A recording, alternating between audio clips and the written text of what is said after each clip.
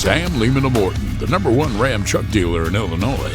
Ram Power Days is back. Don't miss it. This month, take over $15,000 off 2025 Ram 1500s and all heavy-duty crew cabs. And during Jeep Adventure Days, take $12,000 off MSRP on all Grand Cherokee and Grand Cherokee L Limiteds. Plus, save over $16,000 on a brand new Jeep Wrangler. All here at Sam Lehman of Morton, where we do the deals no one else will. Saturday. It's big time. It's another first for the 13th ranked Trojans as they host their first Big Ten home game against another new rival, the Wisconsin Badgers. It's big time. Saturday on CBS and streaming on Paramount Plus.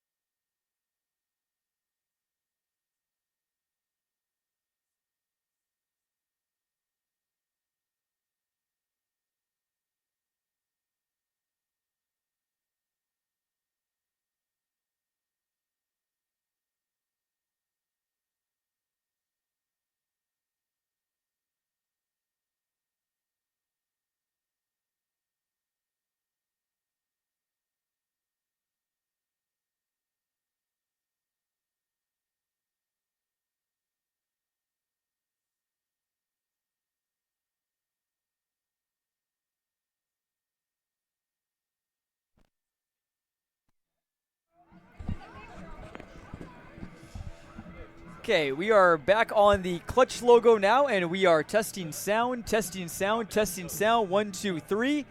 Testing sound, 1, 2, 3. I'm going to say the quick brown fox jumped over the lazy dog. Same phrase I've been using the last couple weeks. Not quite sure where I've been doing it, but it uses all 26 letters in the alphabet. That's the reason why it's a somewhat common phrase, more so for little kids learning the alphabet, but yeah, you got all 26 letters right there, so just let me know if everything sounds good and hopefully no echo. Dalton, you want to test? Test. Beautiful night for Fred Carlton Field. My partner Jonathan Michael absolutely flexing his linguistics on me with absolutely no warning. That's the type of education you get when you go to a prestigious university such as Bradley. Hey, phonics is a lost art, man. I've heard they don't teach the kids phonics in school anymore. It's kind of sad. My mom is a third-grade teacher, and she does. Oh, that's good. But that's good. I don't think I learned it. My mom also teaches her students the alphabet backwards. Oh, there you go. Yeah. So everybody who ever went through her class can do it. Definitely. All right. Well, sounds good. Let us know if you hear us, and if so, we should be all set to roll at 6:40. Again, 6:40 we'll be going live as long as we sound good. But if we do, just let us know. Give me a text.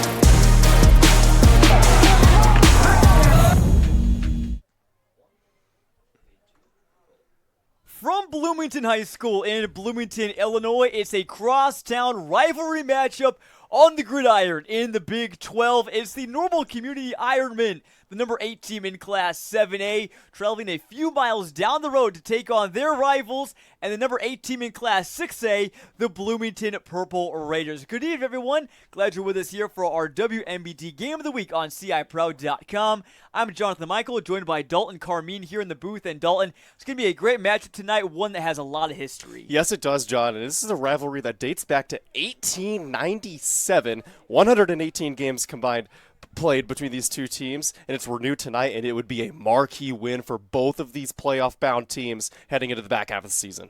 Definitely. And to set the stage, both teams undefeated in conference play right now. This could be the game that decides the Big 12 conference title. And not only is Normal Community undefeated in conference play, they haven't lost a conference game in the last 15 games. 15-0 in their last 15 conference games. That is borderline unheard of. But this Bloomington team is hungry. They've scored at least 41 points in every game thus far this season, and they're looking to reverse the Ironmen's very, very impressive trend. Definitely, both teams have looked very, very good so far this year. Really no apparent weaknesses for either team so far this season. Yeah, and that's really also borderline unheard of because you're in week 6. Some of your weaknesses and some things that you want to fix have become apparent by now, but not for either of these teams. For Bloomington, they have a really strong defense led by linebacker Mikey Kibble, and on offense, it all runs through QB1 AJ Cadron. He's got a cannon of an arm, and he's going to have to use it tonight in order to beat Normal Community. Certainly a third-year starter Cadron is, but there's another third-year starter on the other side of the ball under center, Kyle Beatty, the starting quarterback for Normal Community. He leads an Iron offense that's been rolling, and he still has his battery mate Marquand Gary. And that is one of the best batteries that the state of Illinois has to offer in football, and that combined with a very physical, very large, very experienced offensive line really sets the stage for a lot of scoring for the Ironmen. It's all shaping up to be a beauty. Both offenses have been phenomenal. Both defenses have been just as good. Stick with us here for more pregame coverage from Fred Carlton Field. Our WMBD Game of the Week. We'll be right back. What I was going to get at before I started talking there was just in years past there have been certain divisions that have been a little top heavy, but I think we've gotten blessed to see so many good football teams this year, like a lot of teams that are fighting for playoff spots, and not necessarily that they're a borderline playoff spot, but just that all the conferences that we cover around Central Illinois have been so strong this year. Yeah, that's a great point. There's a lot of conferences we cover, and more or less all of them are pretty open as to who's going to win the conference at this point in the year, and that these teams that maybe got off to rough starts of the year because they had a very tough first half of their schedule. Now they're into the back half of the schedule with a lot more winnable games, so you're going to see those teams really crank up the heat as well. It's just another thing to keep an eye out for as we approach the playoffs. Yeah, I think what we're seeing is a lot more parity this year. Last year, even coming in the season, you kind of had a feeling, you kind of knew that, Washington and Normal Community kind of had that it factor, that they're going to be on the state radar, probably in the top 10 the entire season, looking for a deep run to state. And not saying that any team around Central Illinois can't make a run to state this year, because multiple teams it could happen, I think. But there's not that that one or two or three just runaway teams this year. Maybe you can make a case for Farmington, down in Class 2A. They had a huge win. Obviously, last week we'll talk more about that here in this show. But, and Community is still very good. Washington is still very good. But, I think that last year there's not like those two teams. It's like those guys and then the rest. It's everyone's kind of all in that same pack now. And, I think we're kind of seeing it too, especially in like the AP rankings, which, again, are functionally meaningless, but, a good kind of indicator of where some teams are at. It can be flawed. But, there's, not a ton of teams, at least in the top 10. A lot of teams in the area that are in receiving votes, but not a ton of teams in the top 10. That's just because everyone is just kind of stuck, at least for right now, kind of in that little purgatory almost, with the exception, again, of a few teams that are, ranked, near the top of their respective classes. Yeah, you guys nailed it right on the head. There's from top to bottom in each of the conferences. It doesn't matter if you're in the Big 12 or the HOIC, the Prairie, all those conferences. There's not that one team that really sticks out as, that one team that can go undefeated, not just go undefeated, but like destroy everybody. There's not that one team that can just do that. There's a lot of teams in there that if they're good, I mean, still there can be some mediocre teams in that conference that can compete with them. So that makes football really fun, and that's made this year really fun. So. It definitely has been a good start to the year, and we'll get more into specific conferences later on. We're going to be talking about what we personally think. We all are covering an individual conference. We're going to think of our personal predictions for the end of the season on those conferences. We also have a interview with East Peoria head coach Sam Durley by our Gavin Russell later on in the show, so stay tuned for that. But first off,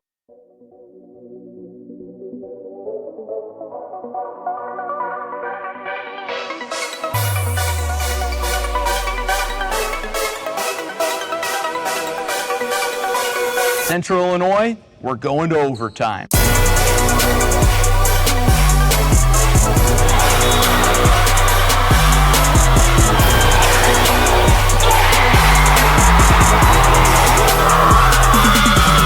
After 4 years of preps coverage in Central Illinois, Clutch Sports Media is ready for a new era.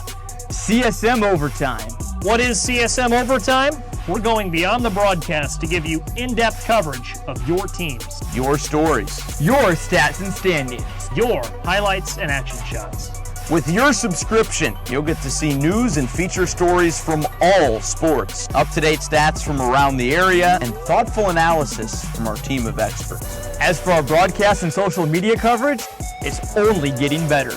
With your support of Clutch Sports Media Overtime, we'll continue to grow our free broadcast coverage with more sports, more games, and more innovation. And thanks to our partnership with Too Efficient Media, your social media feeds will be filled with Central Illinois' best sights and sounds. CSM Overtime will also give you access to full galleries from some of the most talented photographers and videographers in our region. As the new season approaches, it's time for more. More action. More stories. More coverage of all Central Illinois sports. It's Clutch Sports Media Overtime.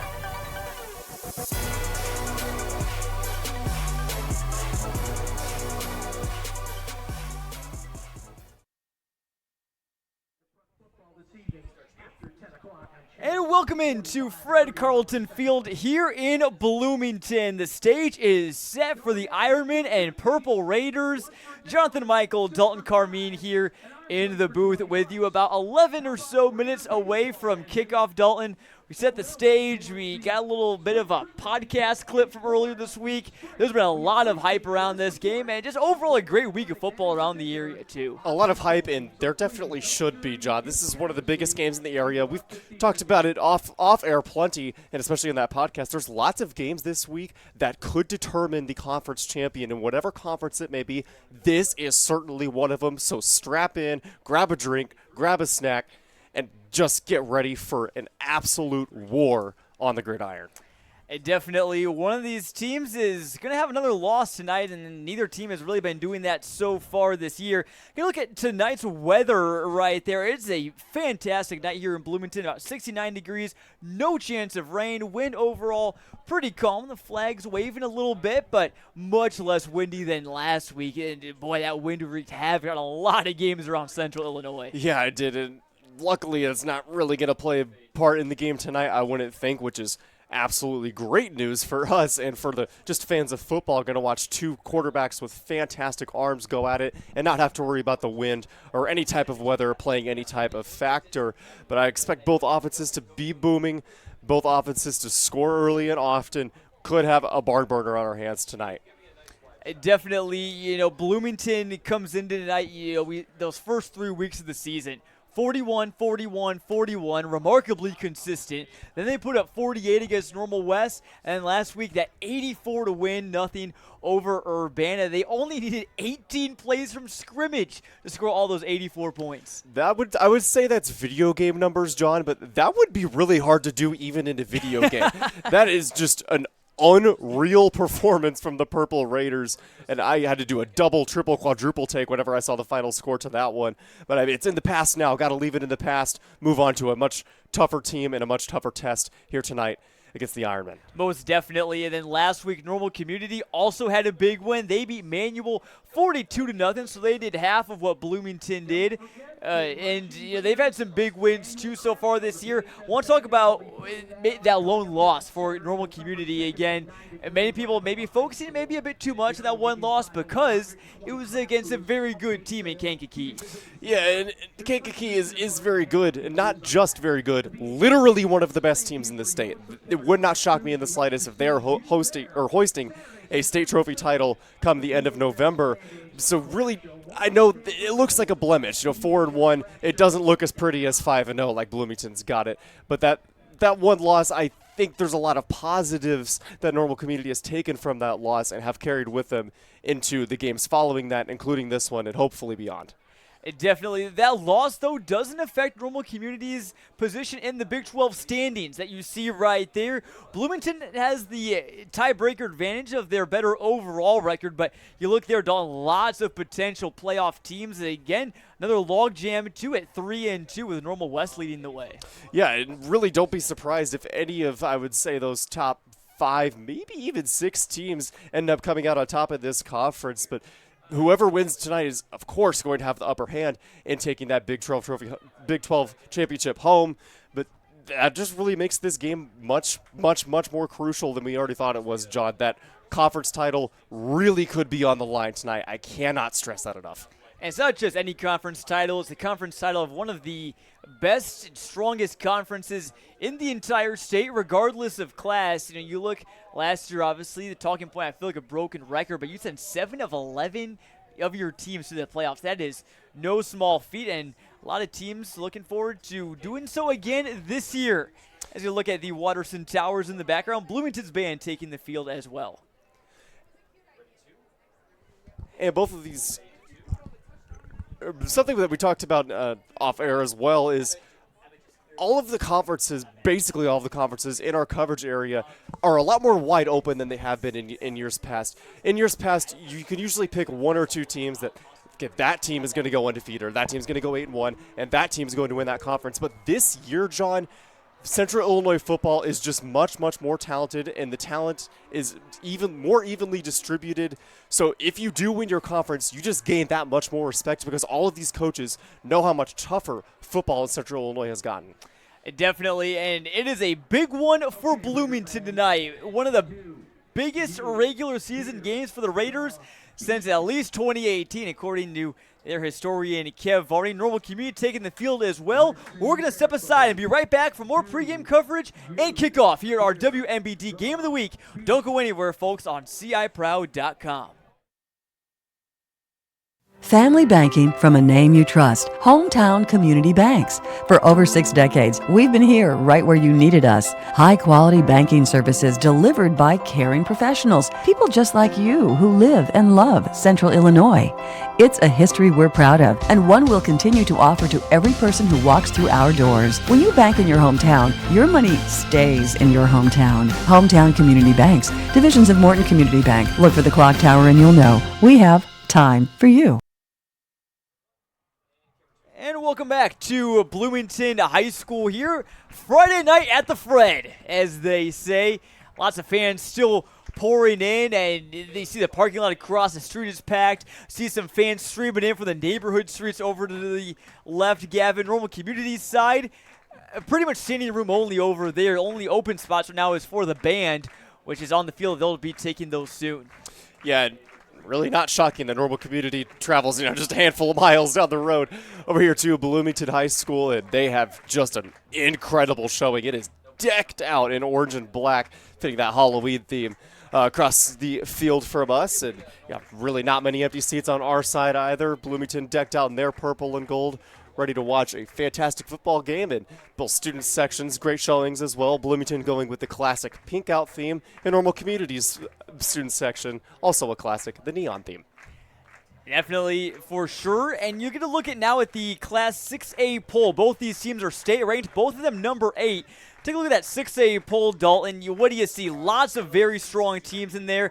see East St. Louis, Cary Grove, Kankakee, Bloomington there as well. So they're in some pretty good company. And they've really earned it, John. Going to 5-0 is no small feat. And look at those top two, East St. Louis and Cary Grove. Those are two schools that I am constantly seeing playing in the state championship game. I mean, I've only been doing this for 2 years, but I'm thinking before when I started doing this, I remember seeing them winning and playing for state championships. So very, very exciting news there for Bloomington being ranked up high with all of those elite programs. One would think that a win from Bloomington would certainly shoot them up the rankings at least a few spots. Take a look at the 7A poll. Normal Community saw a jump in the rankings. They were number 10 last week, got up to number 8 after a couple teams above them lost. Some other very strong teams, including their playoff opponent from last year, Downers Grove North, up at number 3. And it shows that the voters don't really pay too much attention to that loss to Kankakee either. It's still putting them in the top 10 in Class 7A, and deservedly so. And you can say the same thing about Normal Community that you did about Bloomington there, John. A win here tonight, I think, might bolster them 1 or 2 spots, perhaps more, but it would definitely be a big confidence builder heading into the playoffs. It definitely is. Now we'll take a look at our key players to watch as the Purple Raiders are set to take the field here. Before they do, A.J. Montoya, our player to watch for Normal Community, senior defensive lineman, at least by trade, but he is a player that plays everywhere, and that's in his own words. He is going to be on the field in a lot of different ways for Normal Community. Defensive lineman, fullback, tight end. It wouldn't surprise me if he goes out there to punt the ball at some point tonight. He could literally do it all. And when you get to these bigger schools such as Normal Community, you don't have a ton of players that go both ways, or at least go both ways effectively, but he is certainly one of them. What a weapon he has been thus far, and what a weapon I'm sure he will be tonight. The Purple Raiders, we can't see them right now, but they are probably jumping up and down. The adrenaline's coursing through their veins.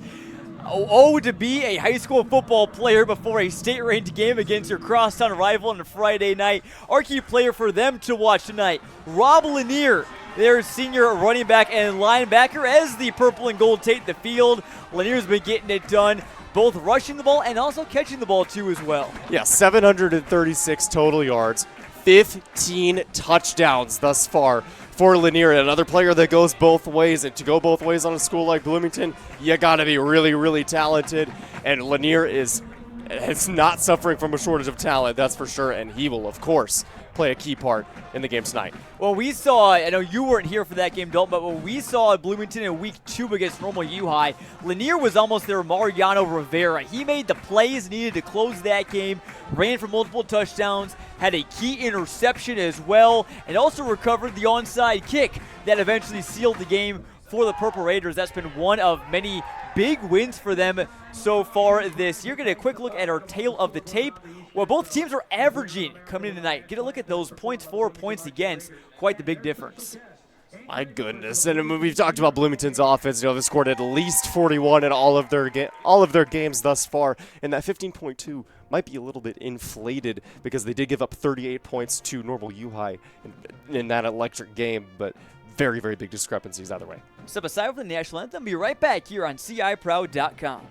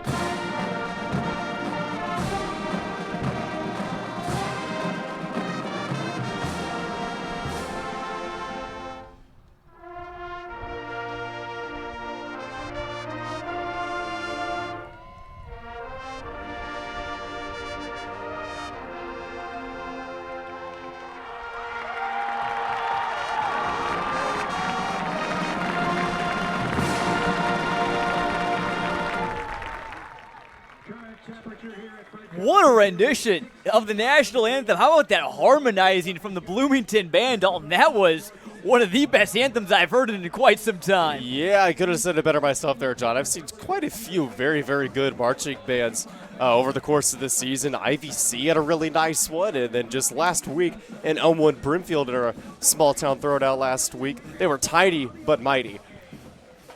Our coin toss, which is brought to you by Hometown Community Banks, was won by the Bloomington Purple Raiders. They will elect to receive the ball, so they want to get out to a fast start and throw that first punch against Normal Community tonight. Dalton, we said it's got to be a game of punch, counter punch. You can't let either of these teams go on some unanswered scoring runs. Right. If you let if one team lets the other get ahead by, I'd say, 3 scores, that is going to be really, really tough to climb back from. And luckily for Bloomington, they are no stranger to a fast start, outscoring their opponents 111-7 in the first quarter. This year alone, 111-7. That just doesn't even seem real, but they have really, really been powering their way through the defense in the first quarter and getting off to super fast starts. Got to do it again here tonight. Definitely, Normal Community, they like to get off to fast starts too. Some of their wins have been kind of running clock wins. That win over Manual was won last week, obviously, as was Bloomington's too, but we should see a much closer game here tonight. At least we think. Again, Jonathan Michael here alongside Adult Carmine in the booth. Want to give a special shout out to our small town throwdown announcers. They're just across the way over at Bloomington Central Catholic with the live audio broadcast from St. Joseph Ogden at Bloomington Central Catholic. That's going to be a great game in the Illini Prairie tonight. But we're ready to get things kicked off here in the Big 12.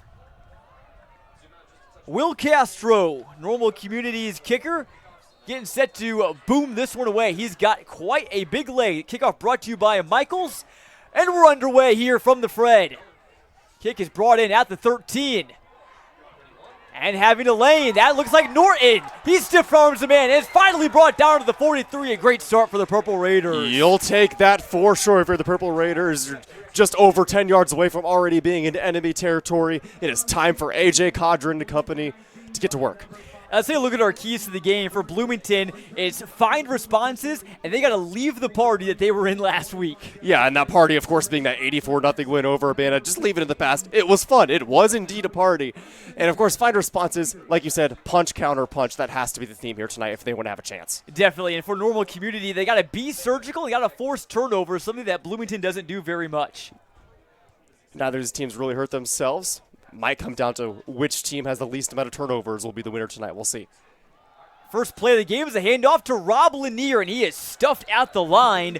Take a look at Normal Community's defensive starters. It's Montoya, Gardner, Aramis Simmons, Kellen Ogston on the D-line, Jace Wilson, Winton Carlock, and Colton LeCompte at linebacker, Marquand Gary at corner alongside Xavion Lashley, Jaron Francowiak, Craig Bennett.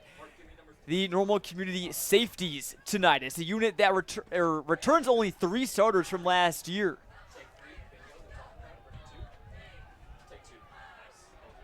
Second and 10. Codron goes for the hard count. They don't bite. It's a little bit of a reverse. Here's Kimmel, and they were ready for it. Jace Wilson, the linebacker, with a big TFL. That was perfect timing on the play by, honestly, both the offense and the defense. Thought the runner was going to get to the outside there, but Normal Community having absolutely none of it. And just like that, 3rd and long for the Purple Raiders. Looked like a counter run at first from Lanier, then he handed it back off to Kimmel, linebacker who also gets a decent amount of work on the ground. I like the play call a lot there, John. It just didn't work out. Even good offense, better defense, perhaps. So A.J. Cadron, the third-year starter who's having his best season so far, leads his team into 3rd and 14 with 4 wide receivers. Out of the shotgun, he's looking right, looking short, going for the dump off, and Lanier wasn't even looking his way. Yeah, Lanier, the intended receiver, maybe had a beat on his man. I don't know if he would have been able to get the 14 yards that they needed, but regardless, that ball falls harmlessly to the turf, and it looks like the first punt of the game from the Purple Raiders. That's something that Bloomington doesn't do too often. They've only had 5 punts so far this year. That's an average of only once per game. Another stat for Bloomington that is pretty much unheard of. Just goes to show how dominant they have been. And yeah, punter hasn't been a busy man, but going to have to get a good one off here. So Kimmel will punt it away to Marquand Gary. It's a high kick stalling in the air and bounces at the 37 and will die right about there, but while it's downed,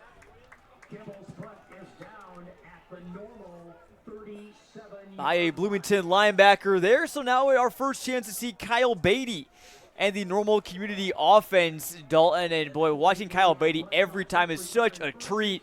Kind of a true pocket passer that just has such a good connection with his receivers. He really is, and he's a pocket passer because he has a fantastic offensive line and plenty of weapons to go to out wide and joining him in the backfield. Interesting to see how they attack their first offensive drive of the game. 3 wideouts. Those are Marquand Gary, Michael Mavick, and Reed Hoover. This pass is tipped away, nearly picked off by Bloomington. In a collective exhale for Normal Community after a fantastic defensive stand, the last thing you want to do is go out there and throw an interception on your first throw of the game. But that one falls harmlessly to the ground, and now 2nd and 10 for Kyle Beatty and the Ironmen. So 2nd and 10, Ironman lucky to see another down here. Trips over to the left. It's a give up the middle. No, Beatty has kept it. Pass over to Mavick. He gets away from one, but he doesn't get away from the other. That was Mikey Kimmel. Yeah, and Beatty, I like the idea there. Faking the handoff, had great vision, fired a bullet, but Bloomington, plenty of purple jerseys, were all over that one. And now 3rd and medium for the Ironmen. Bloomington coaches trying to get their sideline fired up.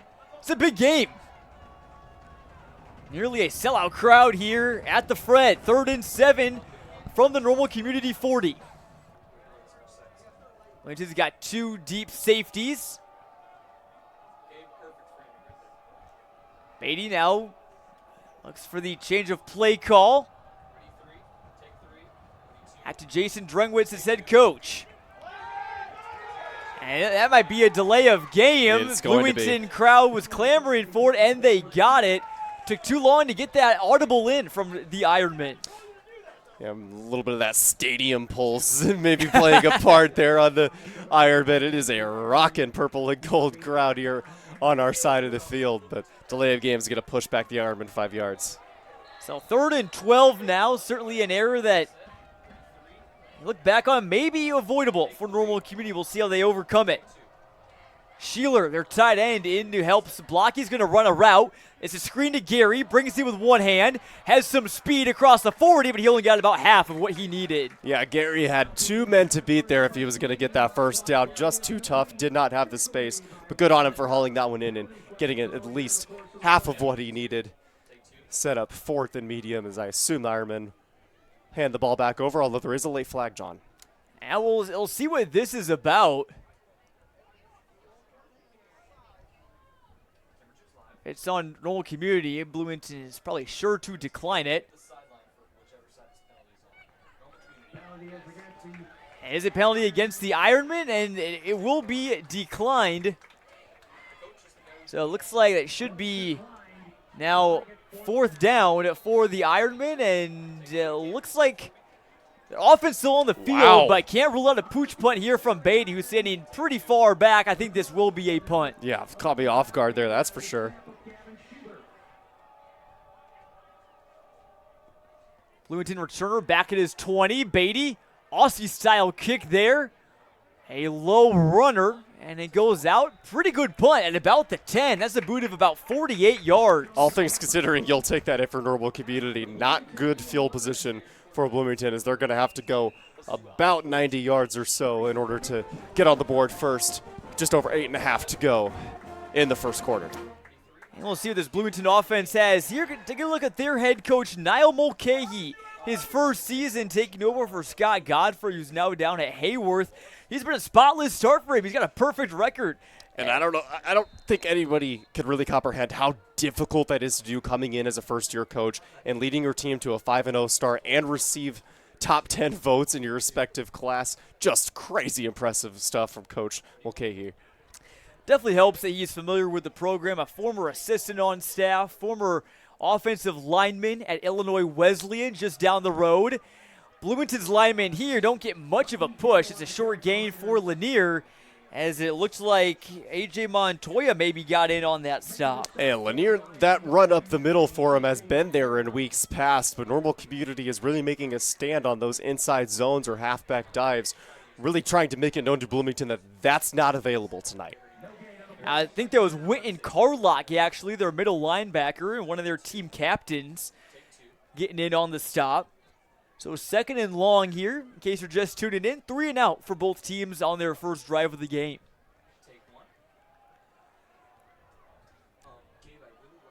Ironman showing blitz here. Frankowiak, that rover position, safety linebacker, looked ready to blitz, but it looked like Bloomington, I believe, called timeout beforehand. Yeah, interesting spot for a timeout there, but Coach Mulcahy must have just seen something that he didn't like, or maybe sees a hole in Normal Community's defense that he would like to try to expose to get some points up on the board. But regardless, first timeout of the game taken by the Purple Raiders. And, you don't want to take those timeouts home with you, especially in such a big game. Again, Bloomington with a win tonight not only could take full control of the Big 12 first place spot right now, but would also end a 15-game conference winning streak for the Normal Community Ironmen. Yeah, Normal Community has really had the upper hand over the last decade or so in this rivalry. I believe Normal Community has won 9 of the last 10. And to your point, John, if Bloomington wins this, they could also take ownership as the best team in Bloomington Normal. They would have beaten all of the teams from the Bloomington Normal area on their schedule if they could pull out a W tonight.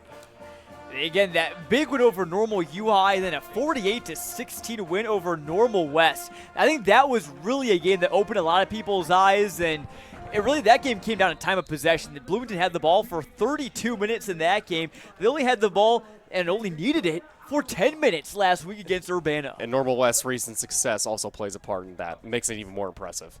2nd and 9 now for Cadron and the Raiders. Dining those beautiful yellow lids. Cadron's got plenty of time to throw. He's looking deep, going for a man.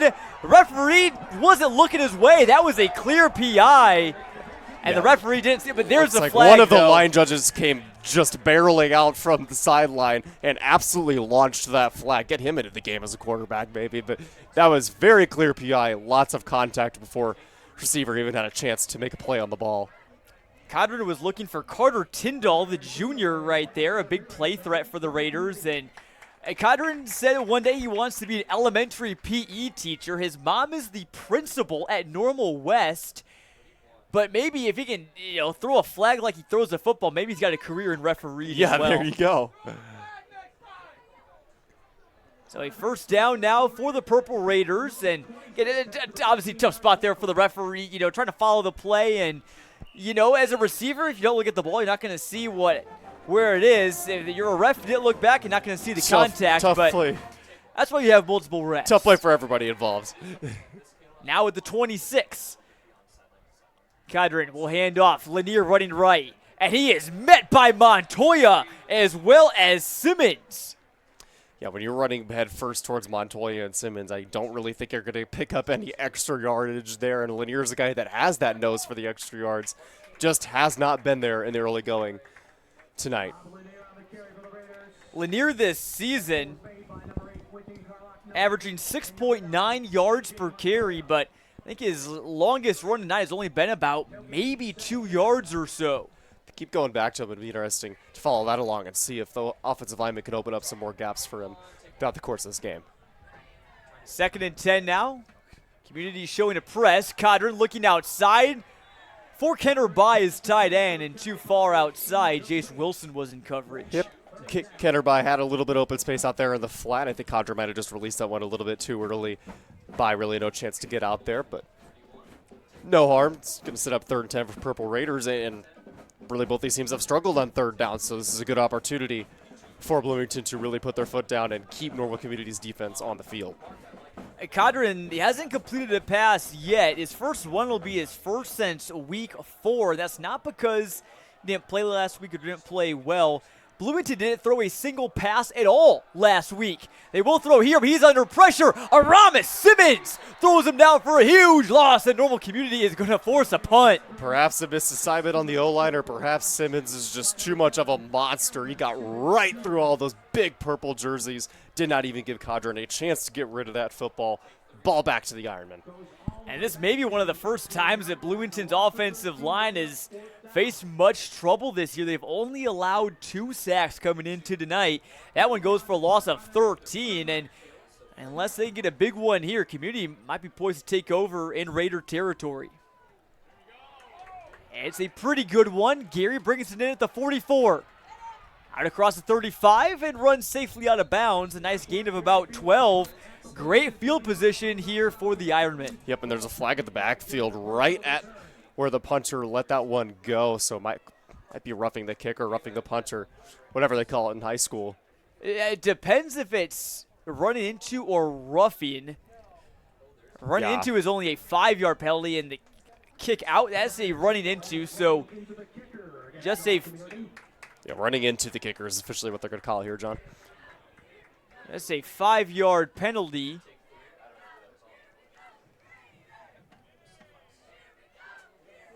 Obviously roughing the kicker, a 15-yarder, but again, Bloomington was in 4th and 23 right there, so running into the kicker, automatic first down in high school. Niche rule I forgot about there for a second. That's a 15-yard penalty and an automatic first down.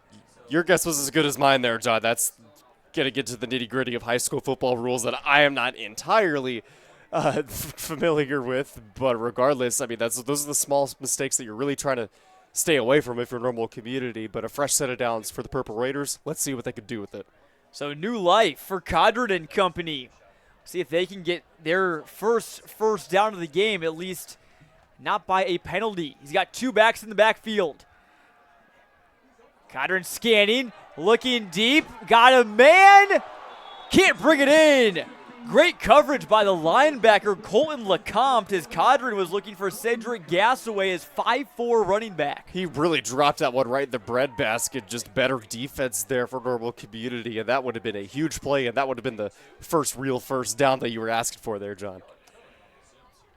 Cadron has been looking deep a couple times. Again, we mentioned Carter Tyndall, we looked for earlier. Jordan Norton as well. 2 very big play threats. Yeah, Jordan Norton's got 3 receptions on the year for 153 yards and 2 touchdowns, and Tyndall 4 receptions for 137 yards with a long of 62. So definitely some threats.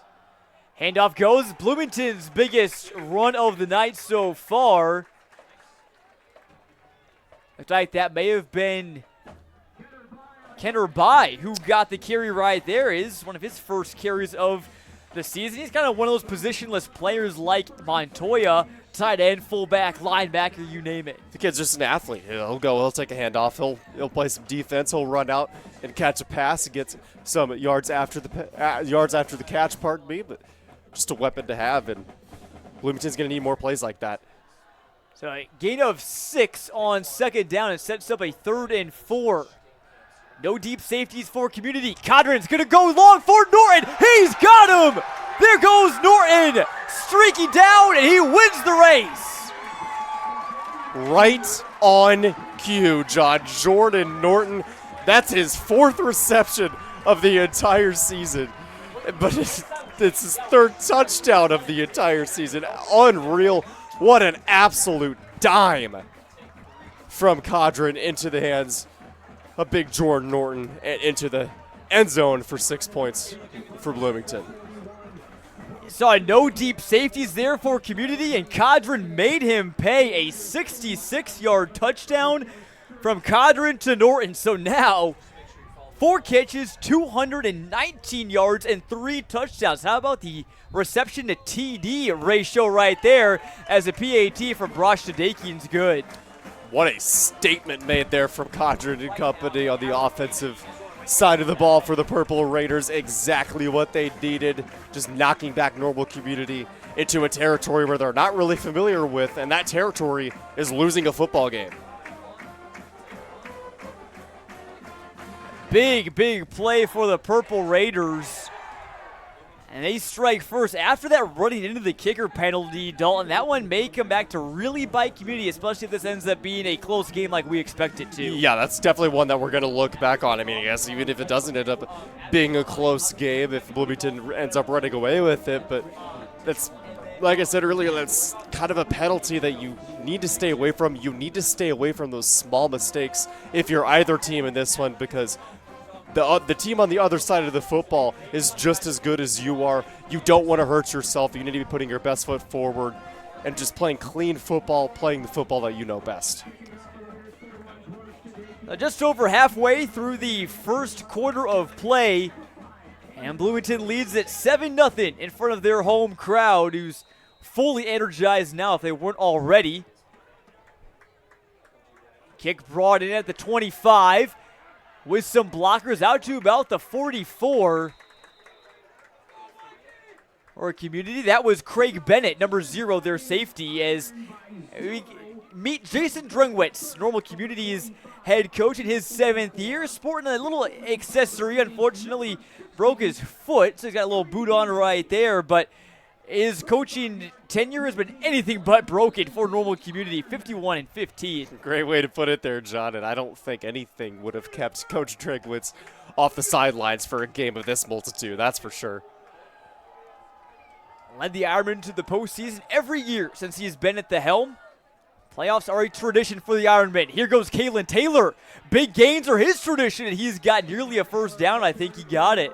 Fantastic blocking there from the white jerseys, getting out ahead of their man, throwing very solid blocks, and really nice pickup there for Taylor. That is going to move the chains.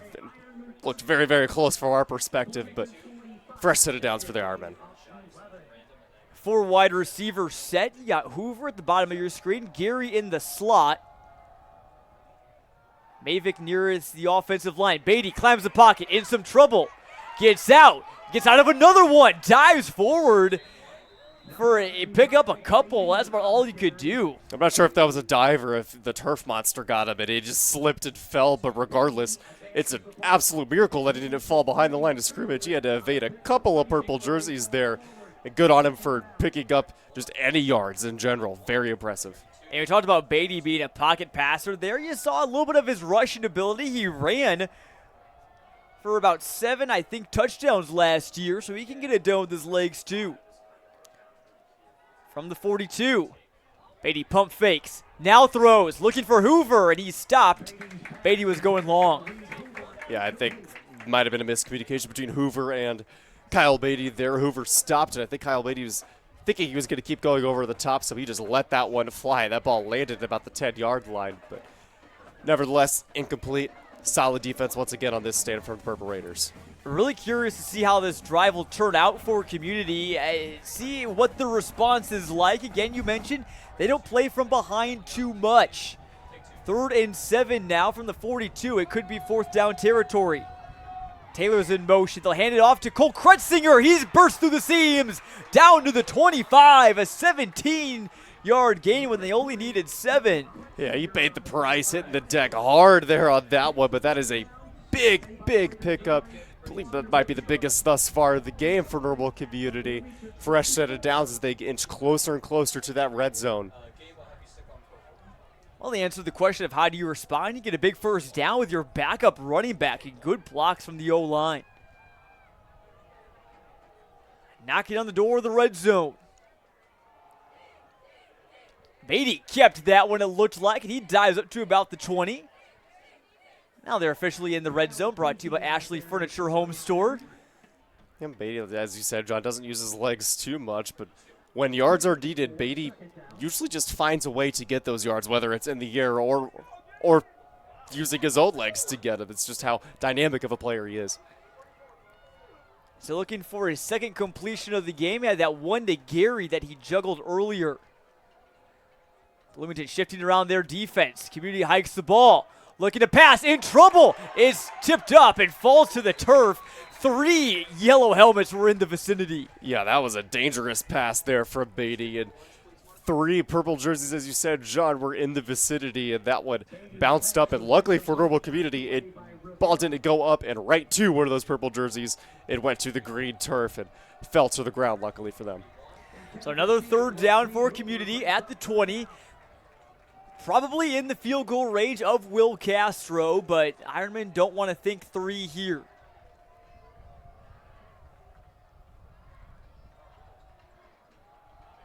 Hand off to Taylor, running to the right side. He picked up a couple, but I think he's going to be about 2 yards short. Dalton brings up fourth and a big decision. Yeah, big decision indeed. Raises the question, is this 4-down territory? I mean, the way Normal Community's offense has been moving on this drive specifically, I am leaning towards yes, but if you don't get it, that really just pivots all the momentum right back to the Purple Raiders. Obviously not what you wanted for the Ironmen. You see big number 9, A.J. Montoya, in at fullback for this play, alongside Gavin Sheeler, their tight end. Marquand Geary and Reed Hoover, the running backs. Sheeler, Montoya in motion, along with Alden Wagner, their big tackle. They'll hand off. Taylor trying to get some blocks. He shakes the tackle, and 2. He got the first down. What a resilient run from the senior running back. Going beast mode is he there. That was unreal. I thought for sure he was going down right at the line of scrimmage, which of course would have been short of the first down. Made 2 men miss somehow, and the referees are converging here, but I do believe he got it, John. A timeout on the field. They're going to bring out the chain gang. Maybe it was a bit closer than it appeared up here. Got to get it right here, John. This is a big call early in this contest. Oh, it looks very close. He is short. So Bloomington got the stop. From our angle, looked like Taylor got it. But Bloomington got it with about 2 inches max to go. And Taylor definitely earned it if they did decide to give it to him. But regardless, the ball's going to go back to Bloomington. And they could put up 6 or 7 more here. That's really going to put the Ironmen in a position that they are not comfortable with and not used to. But Bloomington certainly got all the momentum here, and this crowd getting louder and louder by the minute, John. Again, Bloomington, and kind of the talk about this game was they've played some good teams, but they haven't played a team like Normal Community yet. How would they respond? How would they stack up? And so far, so good in the first 10 minutes of play. Handoff goes to Lanier, and he's still up on his feet. Trying to bring him down by the ankles, and not before he picks up 10. Great pickup there by Lanier, and if that run right there is going to be there for Bloomington, if the O-line can find their groove and pave the way for Lanier, that's going to make the offense run a lot smoother for the Purple Raiders. Little Houdini act there for Lanier, who's looking for opportunities to play in college. He's a senior. 5'9", 190. You saw him there, looked like from our angle, he kind of disappeared into a tackle and then just burst out of nowhere and picked up a first down. Bloomington keeps the momentum going. Split backfield. This give going to Gassaway. And he didn't go down, but they whistled the play dead. Yep, forward progress stopped there, so maybe slightly early the whistle there for the referees. But Gassaway comes into tonight with 151 yards on 23 touches and a pair of touchdowns. Just one of many weapons in the backfield there for Bloomington Purple Raiders. They got quite a few guys that are comfortable with the football in their hands, and now a big 2nd and 9 here, John. Normal Community could really do well by keeping the Purple Raiders behind the chains on this play. Another give. Not much doing there. Ironman defensive front was ready. And it looked like the first person there was their nose tackle, Demarion Gardner. Just right back to the land where Normal Community wants to be, and that is just packing the box tight and not allowing any inside runs to go for much positive yardage. And another 3rd and medium here for the Purple Raiders. See if they can convert. They might let this run out. There's a 3-second difference between the play clock and game clock, and the wind, I believe, judging by the flag, is going against Bloomington right now, so maybe you want to get the wind on your side here for this 3rd down. and they will do just that. First 12 minutes in the books, and Bloomington has a 7-0 lead after a Cadron 66-yard touchdown pass to Jordan Norton. Action heating up here in the Twin Cities, where we'll be right back after this on our WMBD Game of the Week.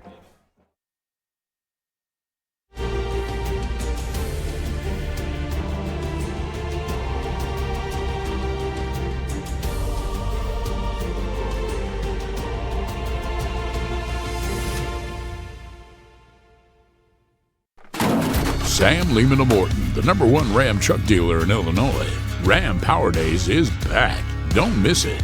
This month, take over $15,000 off 2025 Ram 1500s and all heavy-duty crew cabs. And during Jeep Adventure Days, take $12,000 off MSRP on all Grand Cherokee and Grand Cherokee L Limiteds. Plus, save over $16,000 on a brand new Jeep Wrangler. All here at Sam Lehman of Morton, where we do the deals no one else will. Saturday, it's big time. It's another first for the 13th ranked Trojans as they host their first Big Ten home game against another new rival, the Wisconsin Badgers. It's big time. Saturday on CBS and streaming on Paramount Plus. And welcome back to Fred Carlton Field. Big game against Wisconsin and USC tomorrow on CBS. A big game here on Friday night to get you all set up for your weekend. It's great part about high school football is Bloomington faces a 3rd and 6. Really just kind of sets the tone as the appetizer for a weekend on the gridiron. Cadron's pass, no one around, and Bloomington may turn this one over on downs. Looks like they're going to, John. That was a big 3rd down there. Just really nothing doing and not a whole lot of time for Cadron to get going, and the defense will have to make another stand here for Bloomington. And to your earlier point there for just a second, John, the best offense other than normal community that Bloomington has faced thus far would, of course, be normal U-High. And the Bloomington defense gave up 38 points, and right now it looks like they are not going to give up anywhere close to that the way their defense is playing. So perhaps a much improved defense. Definitely. Again, that first half was brought to you by Sunflower Real Estate, and Normal Community blocks the punt. They can't get a hold of it, but now they do in the end zone. It's a community touchdown. Jace Wilson will get credit for it. Flag after the play. We'll see what this is about, but what a huge play for the Ironmen doing it with defense. Whatever the flag is, I think the touchdown is going to count no matter what. And Reed Hoover was actually the first one their job, but he just couldn't quite come up with it, kind of playing patty cake with it. Lost it. Fortunately for him, there were about 3 other Ironmen right there with them, and one of them scoops it up for 6, and both teams capitalizing on their opponent's mistakes. Bloomington got their first touchdown following the penalty, and now Normal Community with the block punt. A penalty on the Ironmen, perhaps on the celebration there, but they will probably enforce that on the kickoff. It appears this PAT looks to be of normal distance for Will Castro. So this to tie. What a way to start the second quarter. You know, not how I envision Normal Community getting on the board with their first score, but they will take it. Put that on the CSM bingo card. PAT is through by Will Castro. We have a tie ball game here in Bloomington, folks. And again, you mentioned those mistakes. Neither team make a lot of them, but they're also good enough to where they can force some mistakes from the other team as well. Yeah, again, it just becomes a bit of a chess match, and trying to force the other team out of their comfort zone, because neither of these teams have played out of their comfort zone very often in the first half of this season, rather. And both teams capitalizing on opponents' mistakes and capitalizing in big ways as both of them turned into touchdowns, and an unconventional way to be tied up, John, but unconventional doesn't matter. We're tied up nonetheless, and big response there for Normal Community. Bloomington has blocked a couple punts and returned them for touchdowns this year, but the Ironmen returned the favor in a harsh way. So tied up here at the Fred. And yeah, you mentioned Reed Hoover, the first one there. There's a punt earlier, I believe, from Bloomington where Kimmel was under some heat as well and just got it, the punt off. That was the running into the kicker. So the punt rush for both teams says you could make the case that it's led to both touchdowns. Yeah, exactly. It did completely different ways, but That's really good point there, John. And that's 2 times now the Normal community has really got a lot of people in the backfield to block that punt. One time it ended in disaster, and one time it ended in triumph. Ironman will kick it away. We'll see how Bloomington comes out now in a tie game. Again, we saw them in a back-and-forth game against Normal U-High in week 2. Well, the last 2 weeks, they have not seen a deficit at all. This just makes me wonder, John, if Bloomington is just uncomfortable with punting because they don't have a lot of experience doing it thus far this season. Probably can make the case for both teams. This is the kickoff. Brought in at the 25. Here goes Norton running east to west. There's a flag down, and Norton just runs right along the 25-yard line without picking up any forward yardage. We'll see what this laundry is about. Yeah, I believe that one's going to go against Bloomington, so forward yardage will be gains nonetheless. We'll see what the call is as the referees converge. And usually when there's a flag on the kickoff, usually it's bad news for the receiving team, maybe a holding or a block in the back. Bloomington's not a team that's been penalized too much, Dalton. They've only had 4 flags called on them over the last 2 weeks. That is really hard to do. An average of 2 a game in a high school football game, especially with all the moving parts that Normal Community's offense and defense has. You would think that there would be more just, holding or false start, those cheap 5-yarders that everybody commits at some point in their football career. Now, it will be a hold on Bloomington. It occurred at the 13, so it occurred at the 23, rather. So the spot foul moves it back to the 13. Long field ahead for Cadron and his crew. Bloomington has gotten pretty good field position in most of their wins so far this year. Not quite as much the case tonight. Simple give. And one of those inside zone type plays, and 4 orange helmets take him down there, including Montoya as well as LeCompte. Yeah, the Normal Community's defense has really done a nice job identifying the ball carrier and getting through any gaps that they do see and taking down the ball carrier in a timely manner. See if Bloomington's offensive line can start paving some more green ahead of their ball carriers, and there'll be an interesting thing to follow along as we go through this game tonight. They've paved the way for a rushing attack that's averaged over 200 yards a game. Hamilton, the man in motion, but they'll run it to the right side again with Lanier. Purple Raiders is trying to maybe just take it to community, maybe just establish the run, wear him out a little bit. I think maybe a combination of everything you just said could be true there, John. And I don't mind the play call at all. You're obviously going to have to establish some type of running game if you want to beat a team as talented as Normal Community. But 3rd and 4 here could be a passing or running down. Interesting to see what Coach Mulcahy elects to go with. Playbook is wide open here. Keep an eye on Keontae Hamilton. That's Cadron's favorite target. He's in the slot closest to your screen. Cadron looking for another deep ball. Got a man! Brings it in! Arion Jones! But he dropped it at the end as an incomplete pass. Not sure if Jones had full possession. I might have been bobbling, and once he hit the deck, it came out. But regardless, a perfect pass from Cadron right over the heads of 3 Ironman defensive backs. But it is going to be incomplete, and ball back to the Ironman. Dalton, I know this is a football game, not a golf tournament, but Arnold Palmer once said, what people see in art, I see in the flight of a golf ball. We have seen some art in the form of beautiful deep balls down the field tonight from A.J. Cadron. Yeah, that's just something that he's really improved on. He's improved on every single aspect of his game over his 3 years as the starter of this program, but those deep balls probably where he has improved the most. He's thrown some really, really good ones, and of course one of them resulted in their only touchdown.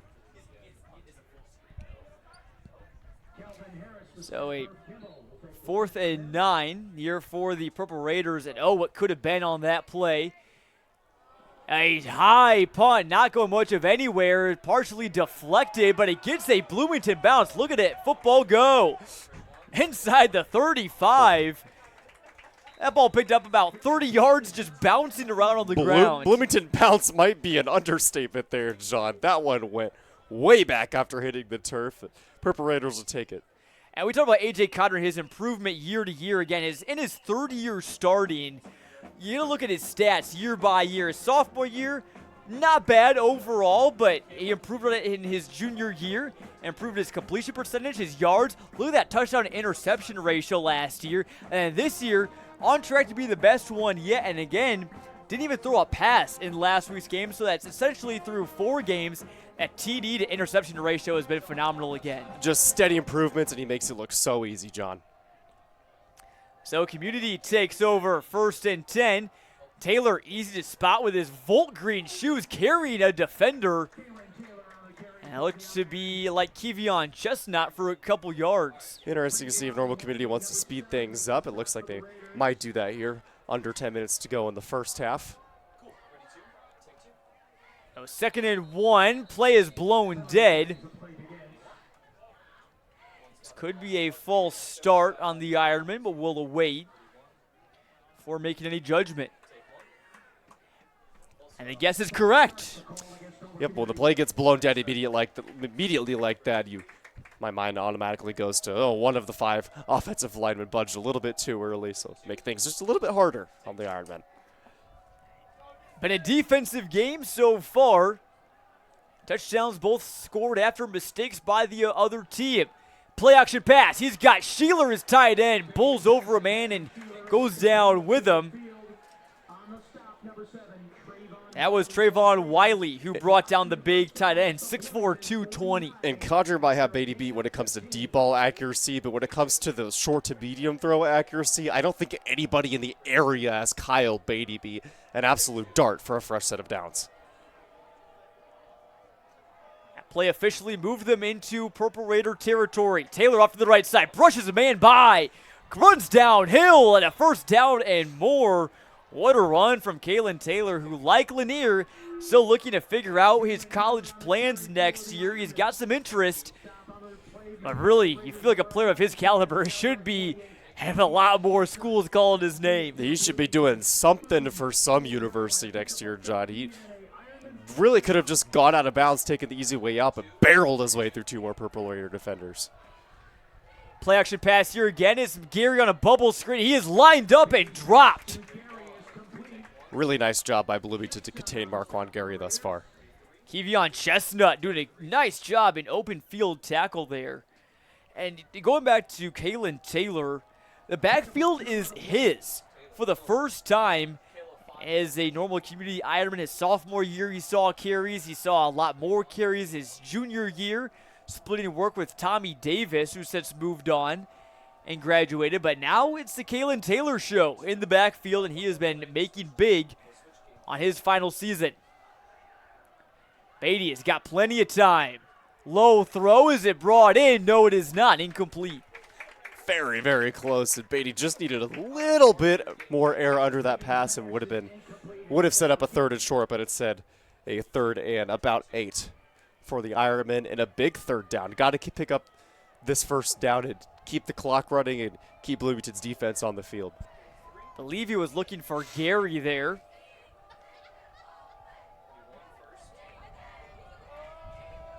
Gary now moves into the slot at the top of your screen. Hoover above him, Michael Mavick. At the bottom, pitch play, out to Taylor. Bloomington gets off the block, but can't bring down Taylor. He has been tough to bring down. Speed and strength in those legs. I have already lost count of how many tackles he's broken, and that one came in a crucial spot. They're going to call it again as 6, John, to set up 4th and 2, and again raises the question, is this 4-down territory for the Ironmen? And it looks like the answer is yes. Most definitely is. Again, you got the good leg of Castro, but going into the wind, and it would be about a 43-yarder from here.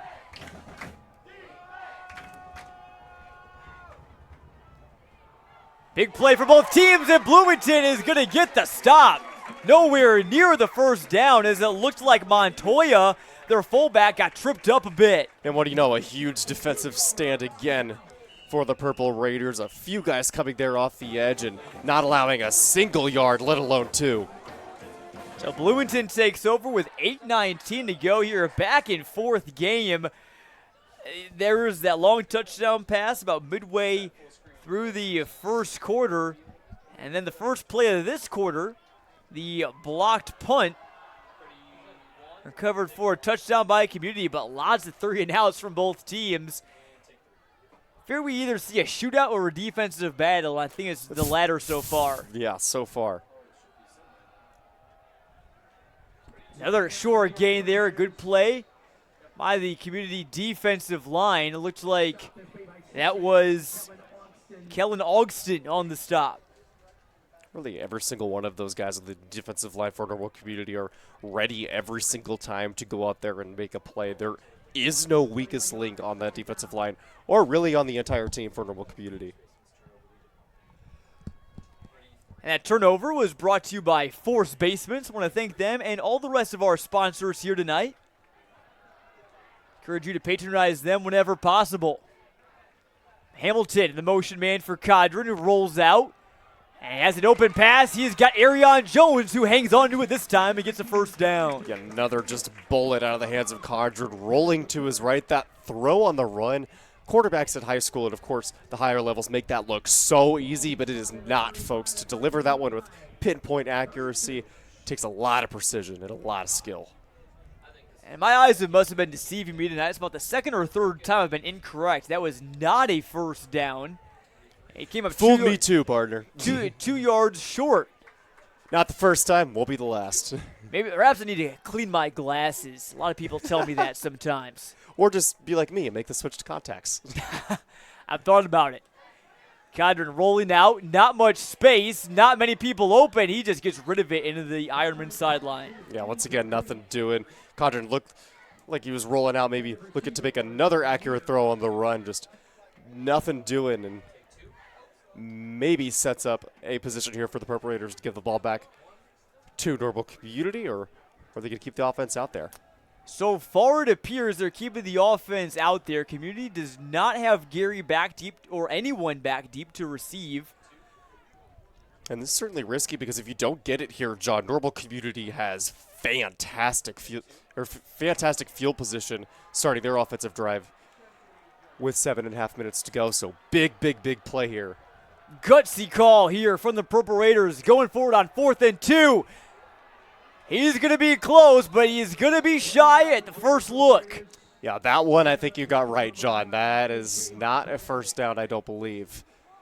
Bloomington sure thinks it is, but I believe the knee hit maybe 6 or so inches short, and that appears to be correct. A good second effort there from Lanier, who had lots of momentum going into that. Is that turnover again brought to you by Force Basements again. So back-to-back turnovers on downs, and I'm going to get the ball essentially right back where they were a few minutes ago. Well, it's been punch-counter-punch, John, but it's been on the defensive side, whereas we thought it could be more on the offensive side.